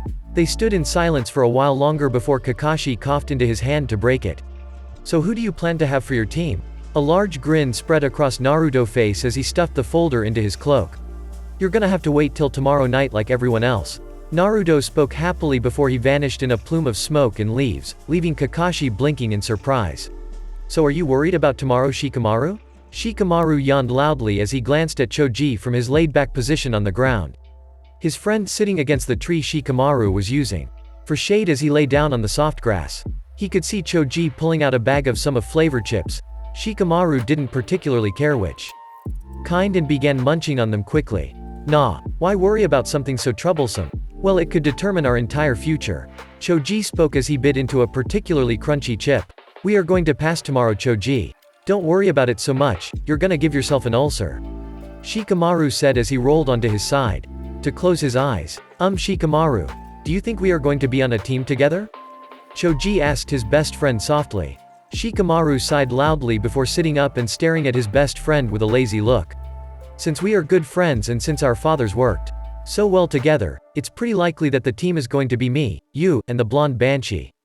Choji nodded in relief as Shikamaru just confirmed his hopes. That's good. I wouldn't want to be on a team without you. Though Ino can be annoying at times. Shikamaru rubbed 2 fingers against his temple. Just the thought of being on a team with her is giving me a headache. She's not that bad. At Shikamaru's look, Choji knew he was just kidding himself, trying to convince Shikamaru differently. Who's not that bad? A loud voice came from behind Shikamaru, causing him to audibly groan as Ino walked up behind him. What do you want, Ino? Shikamaru asked the girl as she crossed her arms and looked down at him. What? Can't I come talk with childhood friends? The disbelieving looks the two sent her their answers. Fine. I just came to find out if you knew anything about the meeting our fathers are going to tonight. I heard Daddy say something about it being about the new teams this year. My father didn't get back from a mission until late last night, so I didn't hear anything from him. How about you, Choji? My father didn't mention anything about the teams. Choji responded with a quick shake of his head. Did you need anything else, Ino? You are standing in my view. For her part, Ino looked annoyed. Don't you think you should be treating me better? After all, Daddy said it was likely the 3 of us are going to be on the same team, though I would prefer to be on a team with Sasuke-kun. She trailed off at the end with hearts in her eyes. So do we. Shikamaru muttered under his breath. A sharp strike to the back of his head told him didn't do it quietly enough. Ouch, woman. Don't. Just go hitting people. I heard what you said, lazy bastard. As she started smacking him across the back of the head. All I wanted to know was if you heard what the team's makeup was going to be. Choji was about to step in to intervene the two when the bell for the end of the lunch period rang, interrupting Ino. She just huffed and walked off, with her fists clenched back towards the building. Damn woman. Shikamaru muttered. Choji helped him stand up before they started their walk back to the academy. Maybe she won't be on our team? Choji commented helplessly, to which Shikamaru could only sigh. Hiruzen could feel a large headache coming on as he had to take a long drag of his pipe as he looked at the large group of people inside of the council's meeting chamber. It seemed that there were many people interested in this year's graduating class, so many in fact that it required for the meeting to move from his office to this chamber. The elder shinobi and council members sitting down while the rest of the men were lined against the walls of the hall. Only small parts of the Jonin present were the ones that would be assigned teams. The rest, it seemed, were simply present because this was the year that Uchiha Sasuke would be assigned to a team. Other than Jonin, a few Chunin were present, a few of the council members were present, and of course those ninjas who had family waiting to be picked. He could see the clan heads all gathered discussing quietly amongst themselves. Most likely about how they should change Naruto's training regime now that he was becoming a sensei. Sarutobi thought grimly. Pardon me, Hokage-sama, but can we not start since it seems everyone is here? Ah yes, the reason he had a headache in the first place. Naruto, where are you? Just as the thought was going through his head, he noticed the doors to the council chamber open and a masked face pop his head inside. Ah, sorry I'm late. I was just finalizing the teams before I realized I was late. Naruto spoke as he scratched the back of his head, carrying a large folder in his other hand. Entering the room, Naruto noticed several of the council and Jonin present staring at him slack-jawed. Those that had never seen him before muttering about his height and size, guessing his age, and just in general talking about him. I guess some people are surprised to see me. Wait, Hokage-sama. A loud voice erupted from the group of Chunin present. Naruto turned to see the teacher from the academy with the scar across his nose that he had seen on several occasions at Ichiraku's. Do you mean that Anbu-san here was the one to design the teams this year? What about my recommendations to you? Some muttering could be heard going on throughout the crowd as they looked between the Hokage and the teacher. I assure you, Iruka, that I trust Naruto-kun here to arrange the teams accordingly. I gave him all the information that you gave me on the student this year, so he used that in making his decision. Naruto could already hear the muttering of his name spreading throughout the room amongst those that didn't know beforehand. Some of the Chunin and Jonin around the room looking at him differently now that they knew he was named after a ramen topping. Well, I guess my name was gonna come out sooner or later. What about the senseis that were requesting specific genin to form our team? Hokage-sama, a voice called out from the other side of the room. Out of the crowd stepping a beautiful woman with long dark locks of hair and ruby red eyes. I assure you, Kurenai, that I gave all of the information and requests regarding team formation to Naruto-kun here. There is no need to fret, let's just listen to how he decided to arrange the teams. Hiruzen quickly calmed her down as Naruto was starting to feel more and more nervous about the choices he made and all the stares he was receiving. So Naruto, let's hear the 3 teams that you expect to pass first. Okay then, Naruto stated as he set down the folder on the table in front of him. Well, I guess I will start with the team that everyone is interested in. Team 7, led by Hatake Kakashi, will be made up of Uchiha Sasuke, Haruno Sakura, and Suzuki Hitoshi. Naruto could see nods of approval coming from different council members and even Iruka as the group stood looking at him. Naruto smiled under his mask as he realized that he had pleased some of the people around him. And explained the reasoning for this makeup also. Naruto-kun. Naruto heard Sarutobi ask. Well, I figured that the only real teacher for Sasuke would have to be Kakashi-senpai. Considering that they are the last 2 in Konoha who currently possess the Sharingan eye. It only made sense to have Kakashi-senpai teach him how to use it properly. More nods of approval were given throughout the chamber. It has also been tradition amongst us to put the lowest ranked student with the highest ranked student to help balance the team and give it a better chance at survival. Suzuki Hitoshi, though a year younger than everyone else, is currently the lowest ranked student and Uchiha Sasuke is the highest. Then we have the female of the group, Haruno Sakura. If we are to consider each of the genin as one category of ninja, Uchiha Sasuke the ninjutsu powerhouse of the group, and Suzuki Hitoshi the taijutsu user of the group, then we will likely be considering Haruno Sakura the genjutsu user. She displays excellent book smarts and has nearly the highest chakra control of the class. Very good, Naruto. Naruto beamed underneath his mask at the Hokage's praise. That was exactly how I was planning to arrange that team. It even matches the recommendations of Iruka-san. The old man glanced over at the Chunin and was pleased to see the smile on the face of the schoolteacher. Aha! Naruto had the good decency to look a little sheepish under the praise. Should I move on then? Of course. Naruto took a deep breath before this one and braced himself. Team 8, led by Yuhi Kurenai, will consist of Aburame Shino, Inazuka Kiba, and Yamanka Ino. What? Was yelled out loudly by Yamanka Inoichi, Yuhi Kurenai, and Amino Iruka all at once as they stepped forward. Saw this one coming, Naruto thought grimly. Hokage-sama, I thought you said that he took into consideration the placements that I recommended? I have worked with these students for years and I don't think that this placement can be allowed. Iruka got in quickly before the other two could launch their protests. I requested for Hyuga Hinata to be on this team for a specific purpose, Hokage-sama. I wanted to create the best tracking and reconnaissance team in Konoha, and these 3 specific students are what I researched to be the best. Kurenai shouted out. I do not believe that my daughter will be very pleased with this arrangement, Hokage-sama. I fail to see how putting her with this team and splitting up the Ino-Shika-Cho trio would work to Konoha's advantage. Not only that, I do not believe she is good with animals. Inoichi spoke up for his daughter. Meanwhile, Naruto just stood there while questions were being bombarded towards the Hokage. He had a feeling that this team would cause a large disagreement between him and Kurenai. Not to mention that one of his own senseis, Inoichi, might get fairly ticked off by his opinions on this matter. Calm down, you 3. Sarutobi grumbled as he pinched the bridge of his nose in annoyance at the 3 adults. This is most surprising, Naruto-kun. Would you mind explaining your reasoning to those against you? Yeah, I knew that this would probably cause some problems. Naruto laughed lightly, trying to lift the mood slightly, and failing miserably. He noticed. Iruka-san, right? Correct. The teacher nodded back to him. Well, I read the folder you gave to Hokage-sama very thoroughly and observed your students closely for the few days. I understand your feelings regarding the students, and I understand why you feel that this team will have some troubles. Personally, I think that it will struggle at first. Then why would you set the team up this way? Iruka argued hotly, believing Naruto to be admitting to setting up a poorly designed team. Because quite frankly, I am putting these students with Kurenai-san because Ino needs an attitude adjustment. Naruto folded his arms against his chest as he looked at a few of the stunned faces around the room. No offense, Inoichi-sama, but your daughter's attitude just isn't going to cut it in the ninja world. She is too used to getting things her way and being in charge. She is spoiled, and it's the fault of both the father and the teacher for not telling her how it is. Inoichi's mouth was agape as he sat in his seat, wide-eyed at Naruto's comments. Next to him, Choza and Shikaku were laughing loudly at their friend's state. Several other council members were snickering slightly at the words, but it was clear to see that Iruka was slightly offended.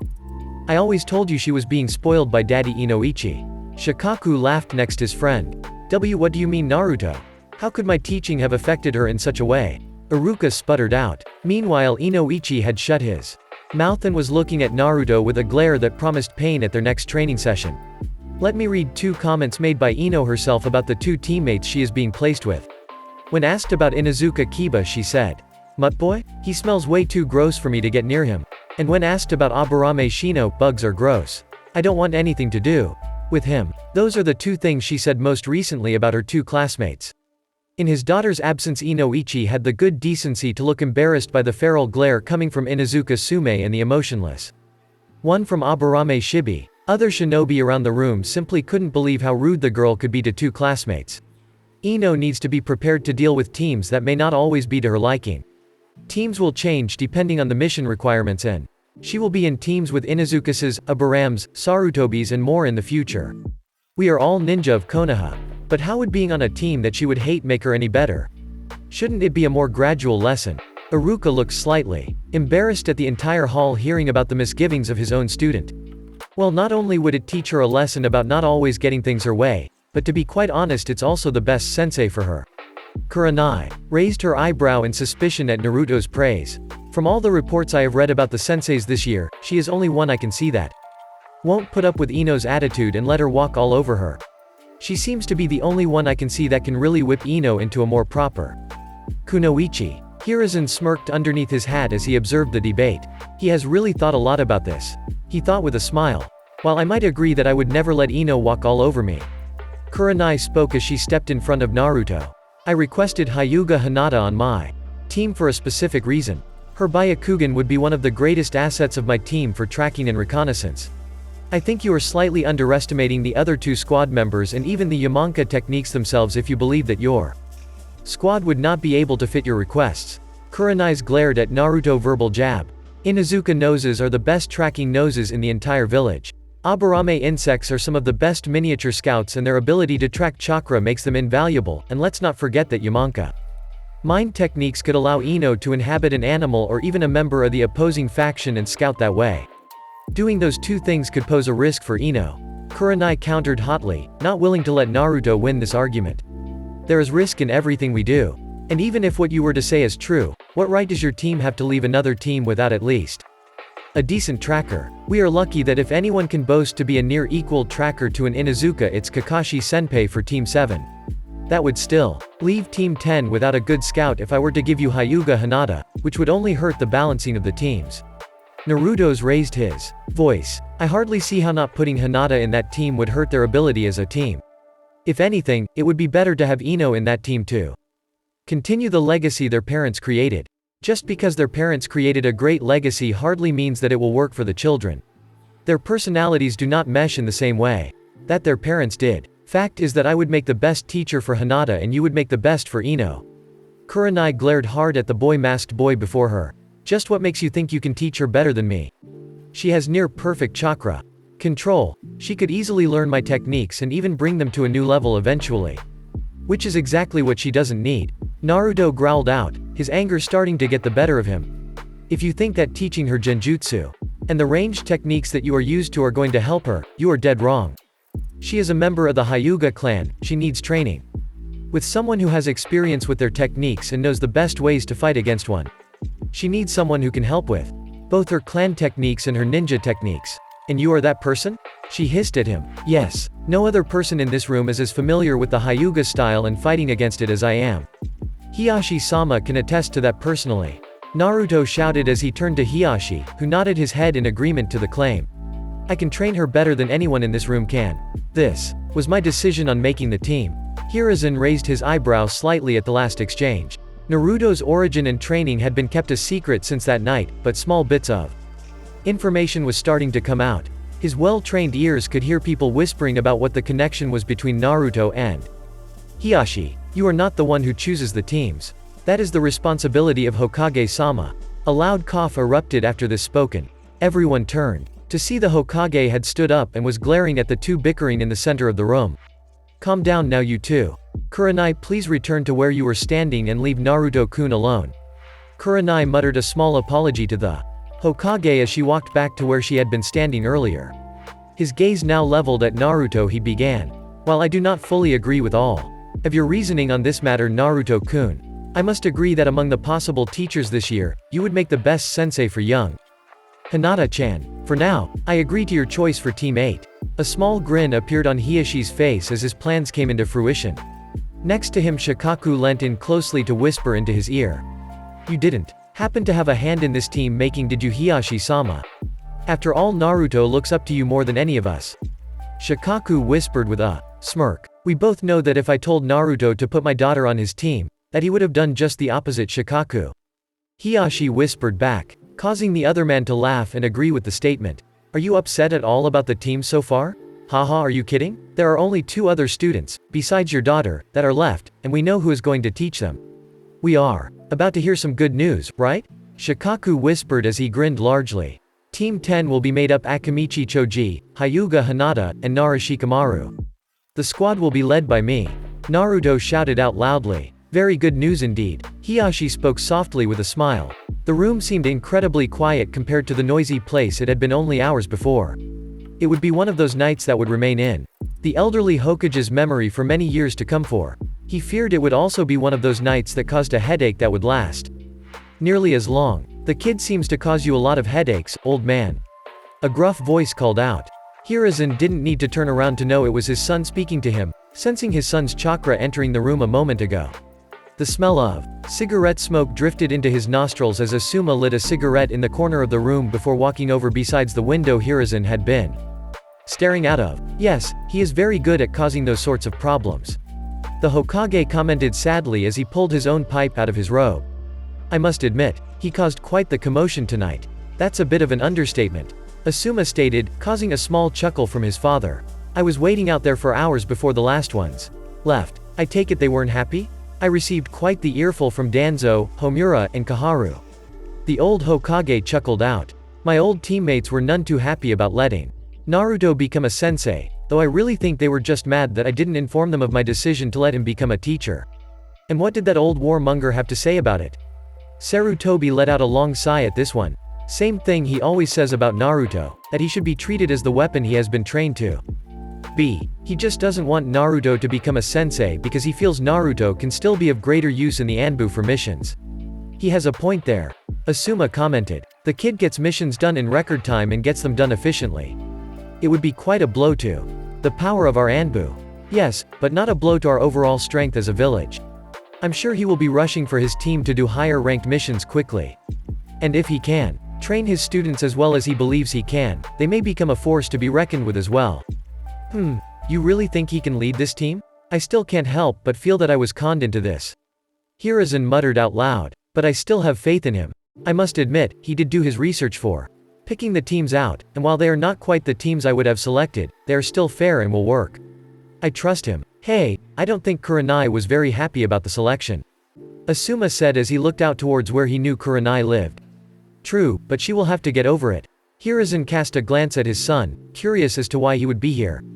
The disagreements the two held in the past that caused Asuma to join the 12 Guardian Ninja were never truly settled between the father and son. So do you have a complaint about the team arrangements also? I thought you were looking to take the Ino Shika Cho team. Nah, I think I was just looking for an easy ride with the Ino Shika Cho team anyway. This way, I'll get more free time and maybe I can give that nephew some of that training he's been begging for. Asuma commented, walking towards the exit. Hey, maybe I'll help him plan his next ambush. On you. A small tick appeared on the old Hokage's forehead at the thought of his grandson's attempts to ambush him. Walking towards his office, he could only think of one way to relieve his stress as he reached his desk. It's times like these where it's best to take Tsunade's approach to relieve stress. He sighed as he reached into his desk for a bottle of sack. She had been awake for hours now. Nervousness and fear clawed at her as she sat in her room, staring out the window towards where the sun had only just begun to rise. Who would be on her team? Would she have a nice sensei? Would her team like her? Would she just be a burden to them? Thoughts like these had been running through the young Hyuga's head since she had woken up in a cold sweat at near 3 in the morning. She had long since bathed and changed into her training clothes, figuring that she would not see sleep again this morning. It seemed nothing could distract her mind right from the moment that would set forth the path of her future ninja career, mere hours away. Not even the knocking on her door could snap her from her thoughts until she felt the hand on her shoulder. Hinata-sama? The worried branch girl asked the shocked-looking Hyuga heiress. I am sorry to intrude, Hinata-sama, but you wouldn't respond to my calls. No, it's okay, Hanako-chan. Hinata responded after she steadied her rapidly beating heart. Suddenly she started panicking again as a thought crossed her mind. Am I late for training with Elder Hisao? Hinata asked as she stood up, quickly worried. No, Hinata-sama. The elders were in a meeting until just now. Your father wishes to see you. He said your training was cancelled this morning.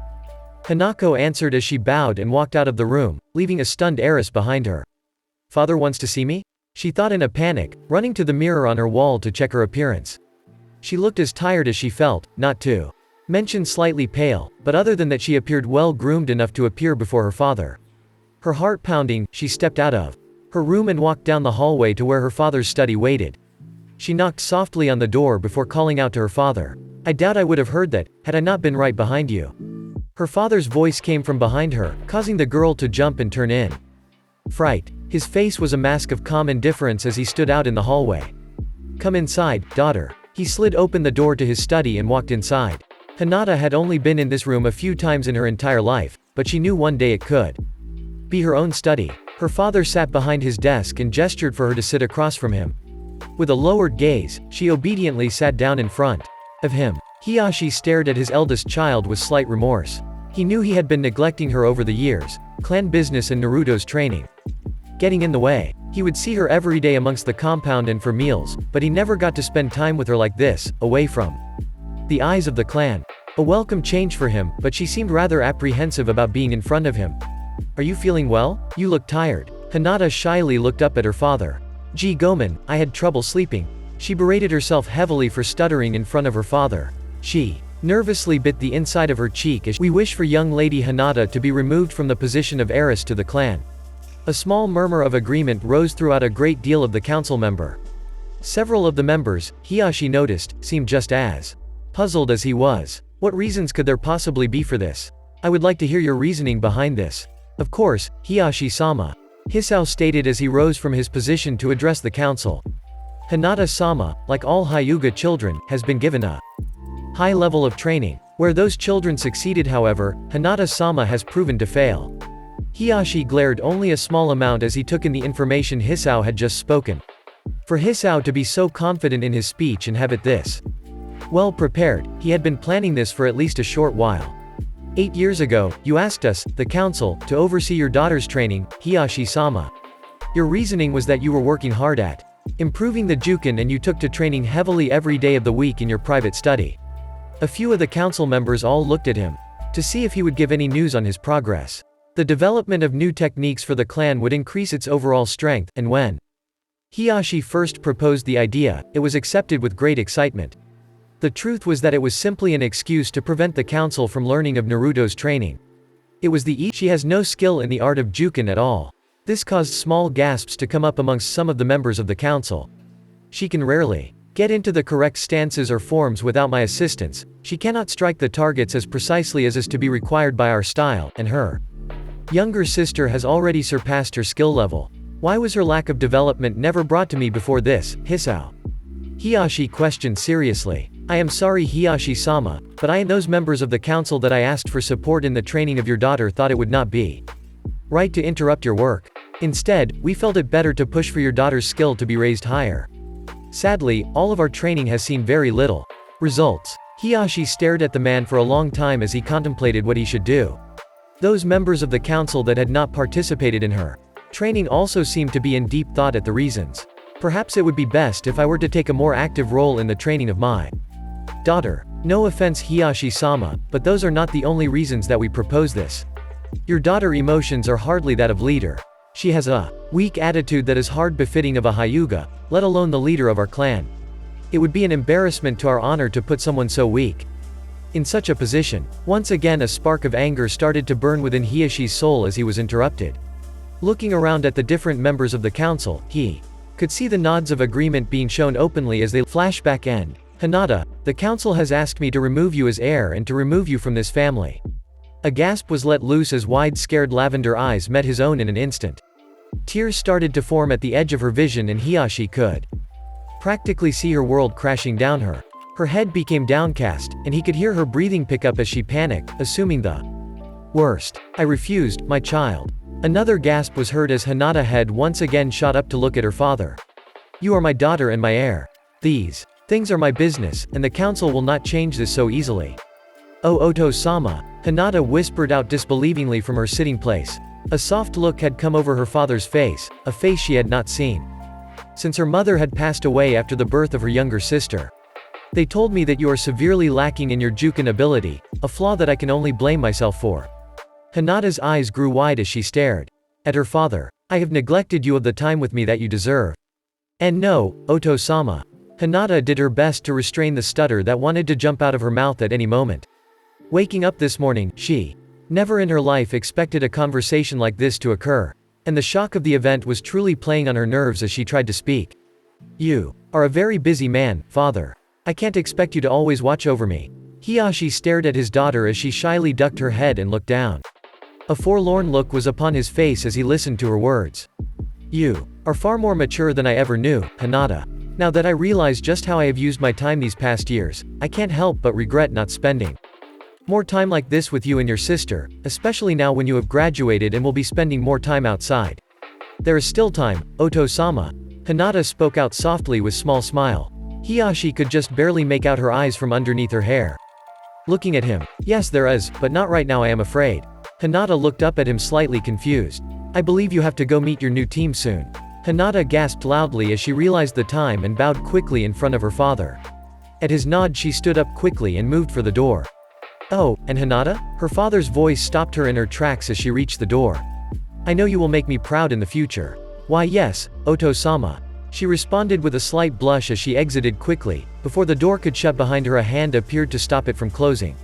The branch guard normally positioned outside of his door stepped inside quickly. Hiyashi-sama, Elder Nobuo wishes to speak with you and is waiting outside. He spoke out quickly. At Hiyashi's nod, the guard walked back outside and let the elder inside before shutting the door. The elder walked in front of Hiyashi before bowing deeply. Hiyashi-sama, the elder spoke out nervously. We have known each other since we were young children, Nobuo. I think so formalities aren't necessary in here, my old friend. Hiyashi spoke with a ghost of a smile on his face. Nobuo visibly relaxed slightly, but still looked very tense as he sat down before Hiyashi. What seems to be troubling you? Hiyashi watched Nobuo with a puzzled expression. Nobuo had never been the type to be nervous in front of him and had never been the type to have trouble expressing himself, but something was deeply bothering him if he acted this way. Do you really know what you are doing? If you are referring to me protecting my daughter, then yes, I know what I am doing. Hiyashi's eyes narrowed as spoke. Nobuo had always shown good faith to the decisions he made on the council and had on occasion spoken with Hiyashi to give advice, but this was different than the ways they conversed in the past. Hiyashi, I admit I was as dubious to the claims made by Nasa. You are saying that I should have risked the vote going very poorly and let my daughter be removed from her home, rather than not allowing that chance to ever happen? Hiyashi questioned, shocking Nobuo in his seat, a panicked look coming across his older friend's face. No, that's not. Nobuo let out a deep sigh as he couldn't really argue with the statement. Hiyashi, you are my friend. I just don't want something bad to happen to you and your family. The council has a lot of influence in the clan, and if they can convince a good majority of the clan that Hinata is unfit to lead, you truly are a good friend. Hiyashi spoke softly, looking at his old friend. Nobuo looked on in shock as he saw the confidence in Hiyashi's demeanor. The clan leader that he knew, Hiyashi, was sitting right in front of him with all the regal of royalty.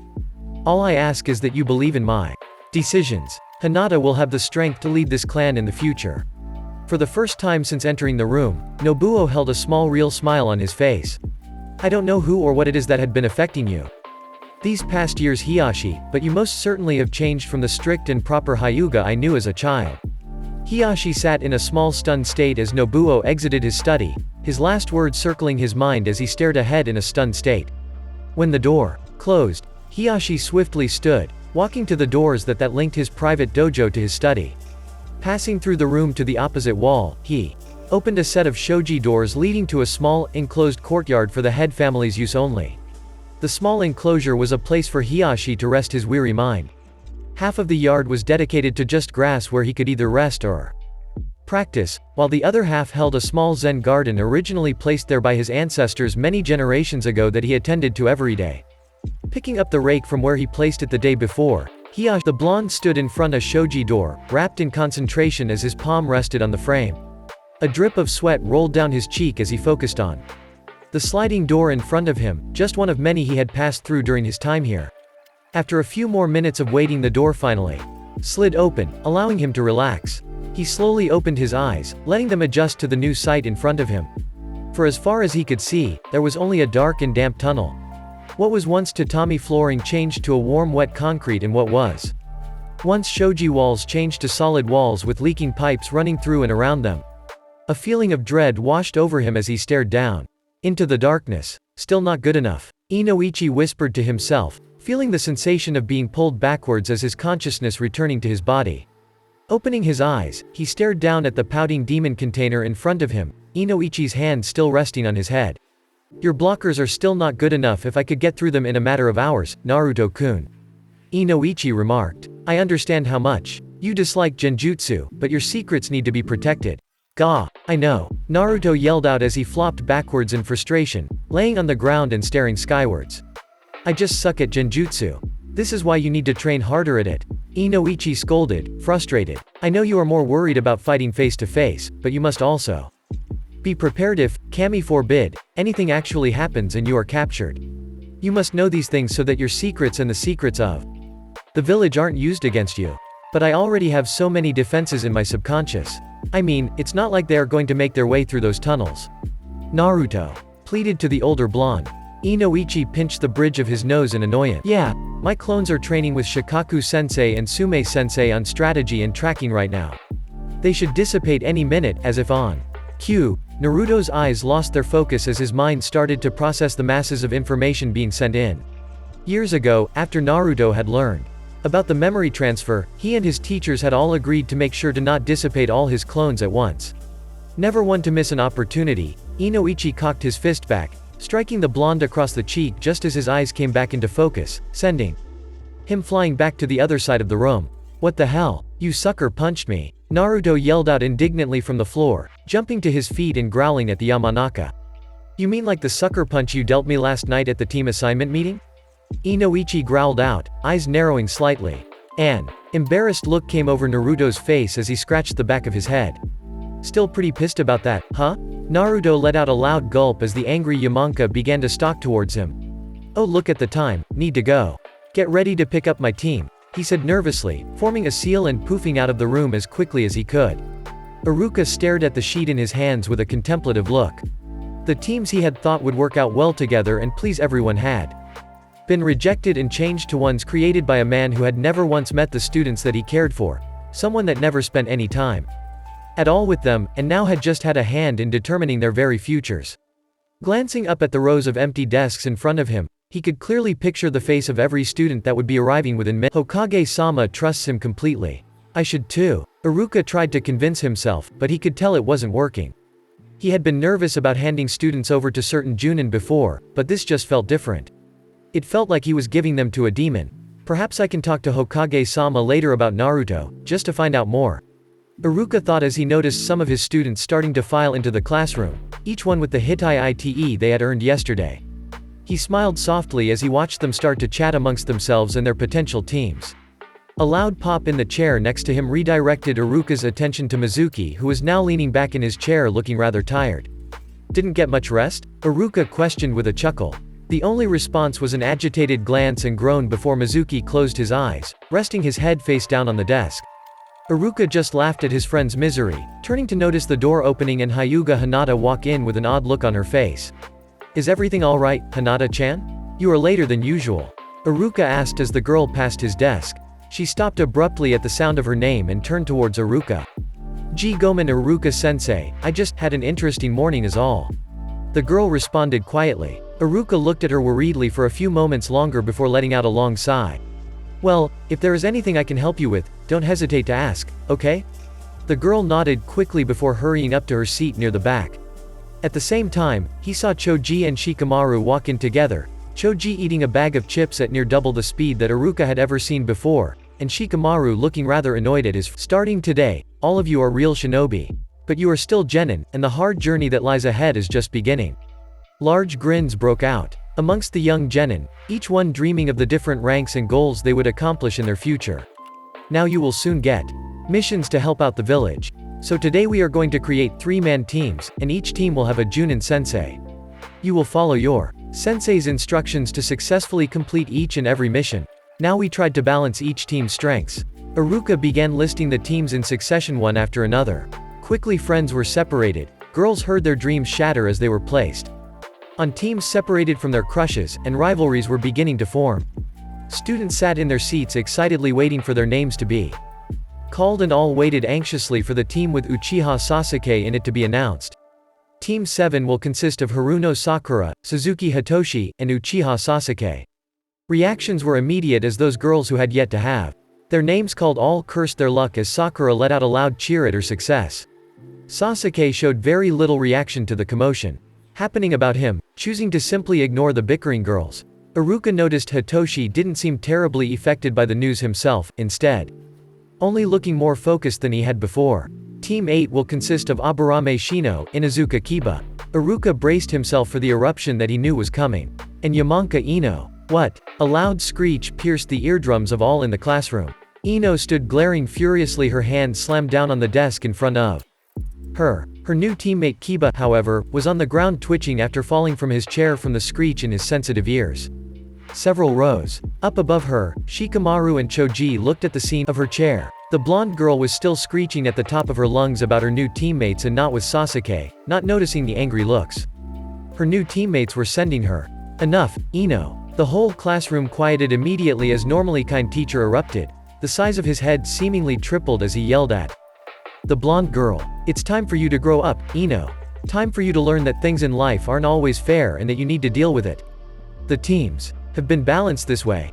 If there is a need to make a change, Hokage-sama will see that it's done." Ino stood shocked, her mouth gaping open like a fish at being yelled at.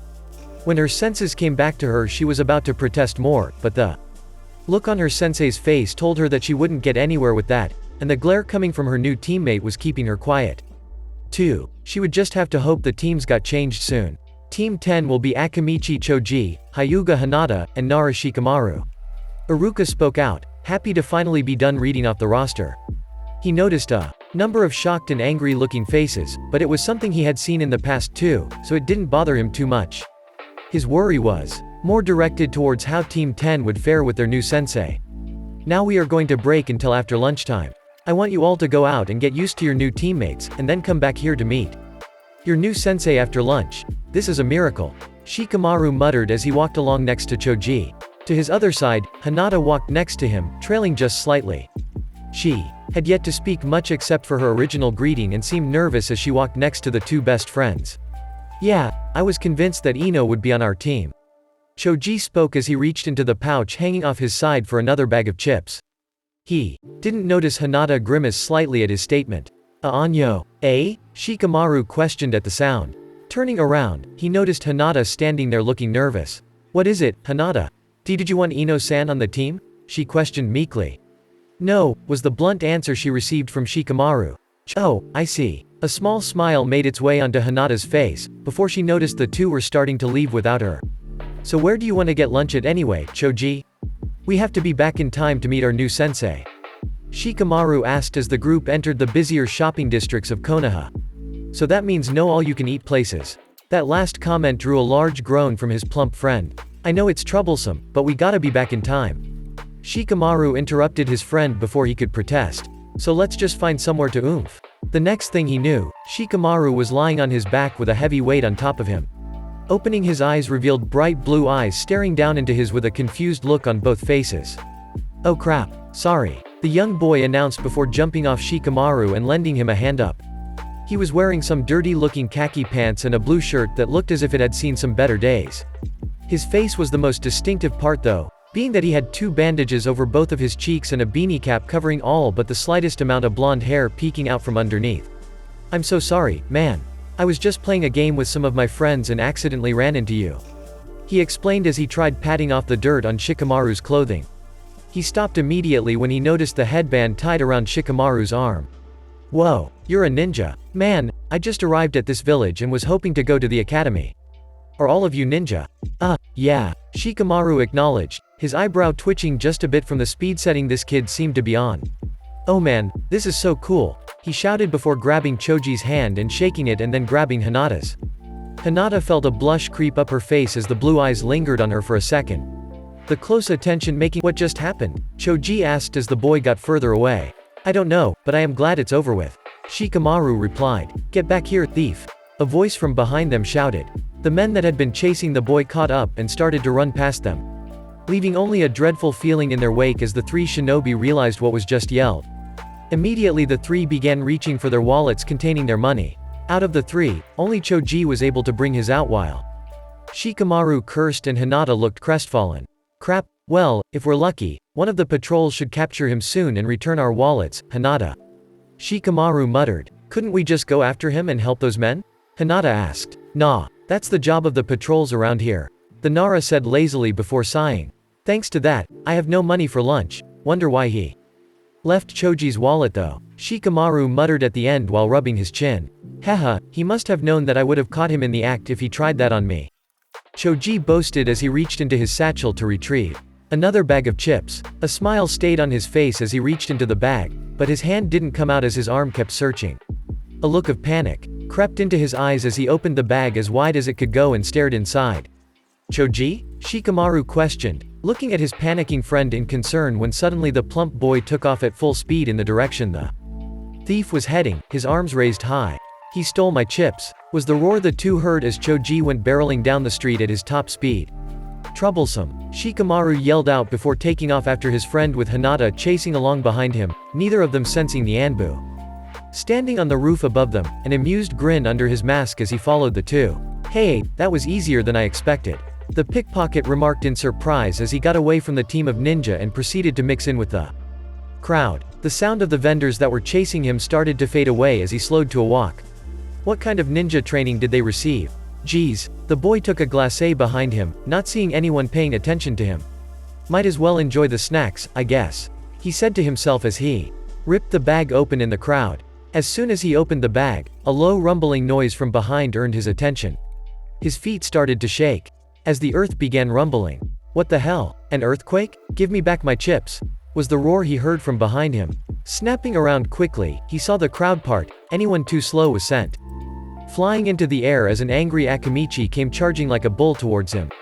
Behind the portly ninja, he could see the other two from the group following quickly behind and throwing out apologies to those unfortunate enough to have been run over.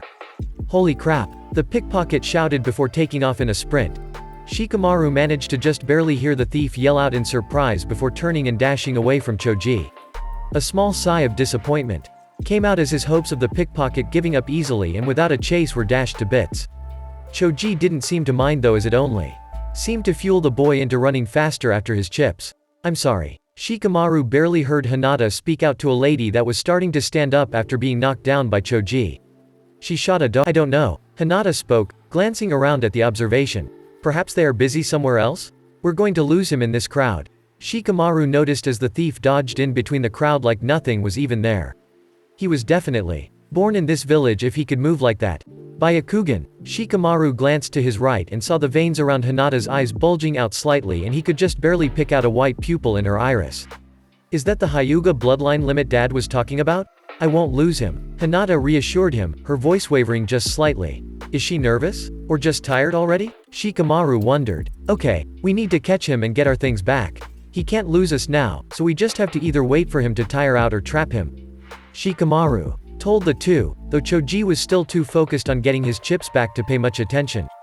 Don't we have to be back in time to meet our sensei? Hinata mentioned nervously. Damn, we need to trap him then. Shikamaru cursed as he started to pick up some speed to catch up to the thief. Hinata, exactly what do your eyes do? Hinata started nervously. It gives me 360-degree vision around me and also the ability to look through objects in sort of telescopic vision. We can also see chakra, which gives us the ability to attack an enemy's chakra network.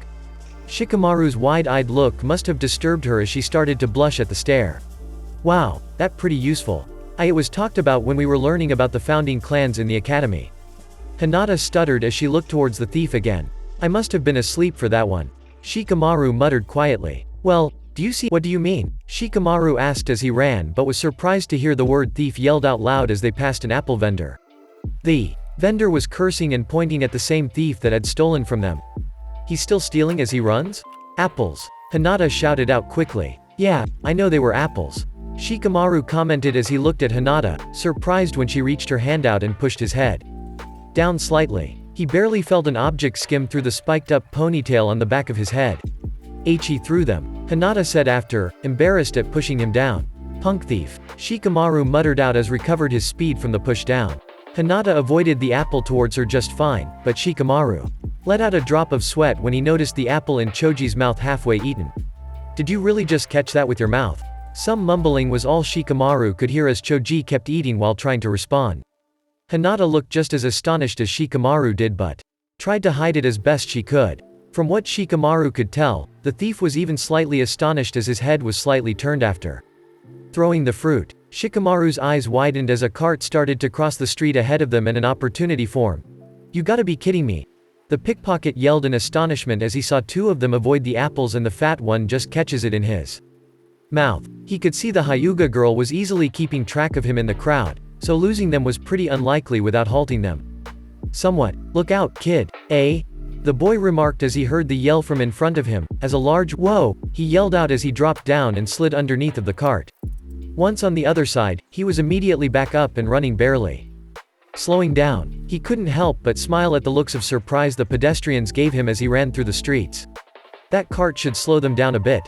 Glancing backwards, he saw the fat one and the one he ran into leap over the cart with ease and keep after him. Oh yeah, ninjas. The girl wasn't with them any longer though.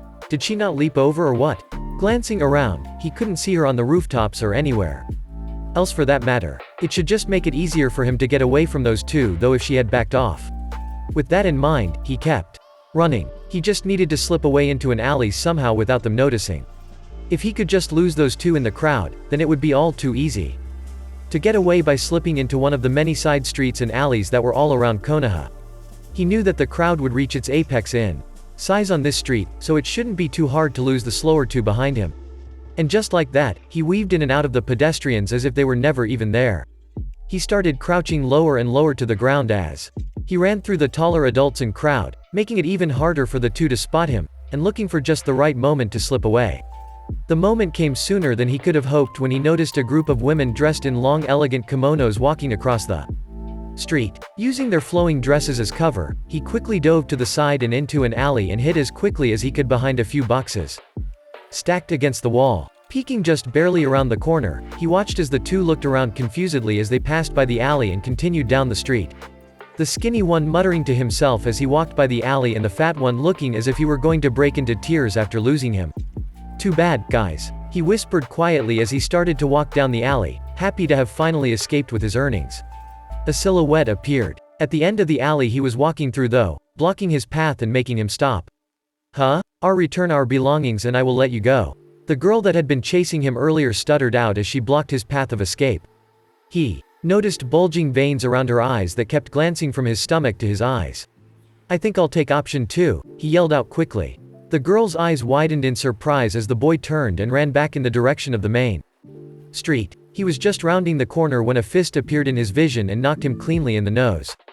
"Ow, so, you got anything to say for yourself?" Shikamaru said as he looked down at the boy sitting against the brick wall in the alley.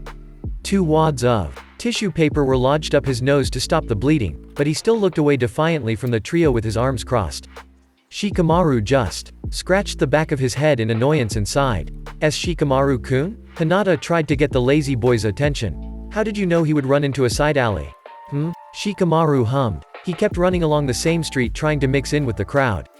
There were plenty of intersections where he could have turned at, but he kept to same street, so I figured he was trying to lose sight of us and duck into an alley on side. You can see through walls, so you were the best choice to trap him. Hinata's eyes widened in wonder at Shikamaru's revelation. Had he really planned that out so quickly? "So you used the card as an opportunity for me to get out of sight and run down a side street?"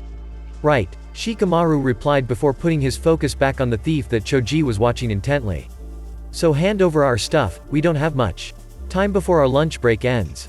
"Che." The thief spat as he reached into his pockets and grabbed the 2 wallets he had swiped from them and tossed them to their respective owners. Choji though stood there tapping his foot impatiently as he waited for his chips to be returned only to have the pickpocket stare at him with a curious look. "Will you stop the tapping? Aren't you forgetting something?" The thief just looked at him even more confused. "My chips," Choji yelled, his loud voice blowing back the hairs on their heads. "Are you kidding?" The thief raised an eyebrow at him. "You scared me half to death and I dropped those chips when you first started chasing me." All 3 of their mouths dropped open at the revelation and the thief could hardly hold in the laughter at the sight. "Did you really just chase me for a bag of chips?" He laughed out loud. "That's the funniest thing I've heard in a long time. You gotta be kidding me." Shikamaru muttered as he looked up towards the sky. He scratched his head in annoyance before turning and heading back to the main street. "Whatever. Let's just go and try to find something to eat before we run out of time." Choji followed him with tears in the corners of his eyes and a slight sniffle at the loss of his chips. It took him a moment, but Shikamaru noticed that Hinata was not following him. Instead, she stood in front of the boy, biting her lips slightly and looking nervously at the ground. "Hinata? What's up?" She stood there in front of the pickpocket, trying to find the words she wanted to say. "Have I seen you somewhere before?" His eyes widened slightly in surprise as he looked up at her before quickly reverting to his agitated self. "Nah." Hinata stepped back a bit, surprised and confused by his answer to her question. She was certain that there was something familiar about this boy, but she couldn't quite place it. "Shikamaru and no. Then we haven't met." The boy grumbled as he stood up in front of them. He wiped some dirt off his pants and took the tissue paper out of his nose before turning and walking down the alley. He waved a hand at them as he left. "Anyway, I'm outta here." "Wait a second," Shikamaru called out to him. He stopped quickly and faced Shikamaru, wondering what he wanted. "What's your name?" Michio?" The bandaged boy admitted. Shikamaru was less that convinced that was really his name. "Hinata said that something was weird about your chakra. Are you okay?" "Yeah, I am fine," Michio replied with a nervous energy in his voice. "Anyway, gotta go." Troublesome, Shikamaru sighed before turning to leave, Choji following his best friend. Hinata bit her lip and looked as if she wanted to say something else, but instead just bowed her head quickly and then followed the other 2. They were nearly out of the alleyway when they heard the sound of someone landing behind them and a muffled shout from Michio. They turned around quickly, and their eyes widened in shock and fear. Standing there covering Michio's mouth was an Anbu with the red marking of a kitsune on his mask. Then, just as quickly as he appeared, they both disappeared in a swirl of leaves, leaving nothing in his trace. The three walked down the hall quietly, each lost in their own thoughts as they recalled the event from less than 10 minutes ago. They had decided immediately after to just head back to the academy, having all lost their appetite in the shock of the event. "What do you think is going to happen to Michio?" Choji whispered to the two as they entered the empty classroom. "I'm sure he's fine. We're just genin though. I mean, what could we possibly have?" Choji tried to reason. "That doesn't matter," Shikamaru muttered out. "Genin are sometimes used to run important documents from one part of the village to another. There's no real danger, so there's no problem with a genin making the run. With the law in place, most people would never dare even consider stealing from one of us. Still, he will be alright, right?" Hinata asked meekly, looking at the two pleadingly. They looked away uncomfortably from her gaze, neither of their expressions being very reassuring. Slowly, other students were starting to file into the classroom around them. Soon the room was almost full of genin anxious to hear who their new sensei would be. "I don't know," Choji whispered out as he took nervous glances around him. "You've heard the rumors about that demon shinobi, right? They say he's the reborn Kyuubi." "That's not what I heard." The three were startled out of their conversation when Kiba turned around in his chair from below them. Apparently, Choji wasn't quite quiet enough for the Inuzuka to not hear their conversation. "I heard he just worships the Kyuubi and draws strength from him. And to get that power he must sacrifice a virgin every full moon. That's just stupid. Sacrificing a virgin is way too cult." Ino spoke out as the whole class started getting involved in the conversation. "I heard he gets his power by eating the hearts of everyone he kills, but sometimes he thirsts for the taste too. So he uses criminals to satisfy his needs. I heard he once killed a chunin for accidentally running into him." Apparently the rest of the class was too concentrated in their own stories to hear the quiet girl speak her mind, which Shikamaru was thankful for. In all honesty, if one of them heard her speak up in defense for the demon, who knows what could have been said. "My dad never talks about him, but I have heard all these rumors too." Shikamaru was starting to get a migraine from all the students talking so loudly around them. "But he did tell me that usually all lies are at least one grain of truth.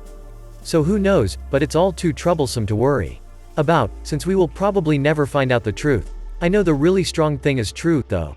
Choji pitched in with what little true info he did know. "I remember my dad say that he has one of the higher bounties in Konoha on his head. So he has to be really strong." "Whatever," Shikamaru muttered as he put his head down on the desk in front of him and attempted to block out all the noise in the classroom. Choji looked depressed that the conversation was ending already but knew that this was just Shikamaru's personality. It wasn't long though until Iruka and Mizuki came in to see all the students talking to each other noisily. "Alright, what's all this about?" Iruka yelled out. Normally, most students were quiet when it came time for them to find out who their teachers would be since they were nervous, but this group was clearly more interested in something else. "What do you think, Iruka-sensei? Does he get his power by worshipping the demon or by eating the hearts of his victims?" one of the girls yelled out. Iruka felt more confused than he ever had in his entire life. "Who? The demon shinobi, of course." Several people yelled out at once, and instantly Iruka's eyes widened. Enough of that. Do you really think that you all should be focusing on thoughtless rumors rather than concentrating on finding out who the teacher of your group is going to be?" His words had the desired effect as the students quickly sobered up, remembering why they were there and the world they were about to enter. Of course, Iruka had heard the same types of rumors that all the children had heard, including the ones he thought were insane, and those that could hold some truth. The difference was that he had heard the rumors from shinobi along with those from the civilian population. Most rumors in the shinobi community had to do with his level of strength and how he had so quickly risen in the bingo book. Some of the higher-ranking ninja held some measure of respect for him, so it was mostly those ranked lower that had some sort of spite for the person. The civilians were entirely different though. They were completely spite-filled and demeaning, talking about how he had obtained his power through evil means or murdered innocents for fun. Many of the rumors were completely ridiculous, but they did their job in breeding hate and suspicion of the man. Iruka had been taught that at least one small part of every lie is truth. He could only hope that the truth was that the people who started these rumors were simply very afraid. "Now then," Iruka shouted out, deciding to leave his troubling thoughts for later. "I'll start listing off the sensei for each team, and then that group will leave with them as soon as they come." It was about the point that Shikamaru decided that he would just tune out Iruka's talking until it came time for his team's turn. What would the point be in hearing what sensei ever team had? Nothing, that's what, so obviously it didn't involve him. I hope we get a good sensei. Choji whispered to the two. Shikamaru gave a quick grunt of agreement. He could see Hinata nod her head. Slightly in agreement, but that was the only real conversation between the three as the names were listed off and different Junin entered the room and left with their teams. Everything seemed rather routine until the name was read off for Team 7. Team 7 sensei is Hitaki Kakashi.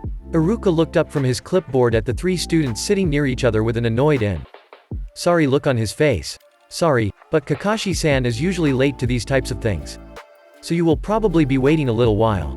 Shikamaru sat up and looked to the front of the classroom with probably the most attention he had ever given anything during his time at the academy. His teammates both sat up a little straighter as well. They knew their turn was coming now and their future was about to be put in the hands of the person about to come through the door. Team 10's sensei is Naruto. Like the ramen topping? Shikamaru muttered out as some of the nervousness in his body left him. I like him already. Choji commented happily with a smile. The smile didn't last very long though as the door at the front of the classroom slid open and a cloaked figure walked through. Gasps were heard all around the classroom and several girls passed out in a fright as the figure of all their gossip walked through the door. Shikamaru, Choji, and Hinata's mouths were open in shock as the demon shinobi of Konoha stood in front of their class looking directly at them. Team 10, you're with me, he yelled out happily.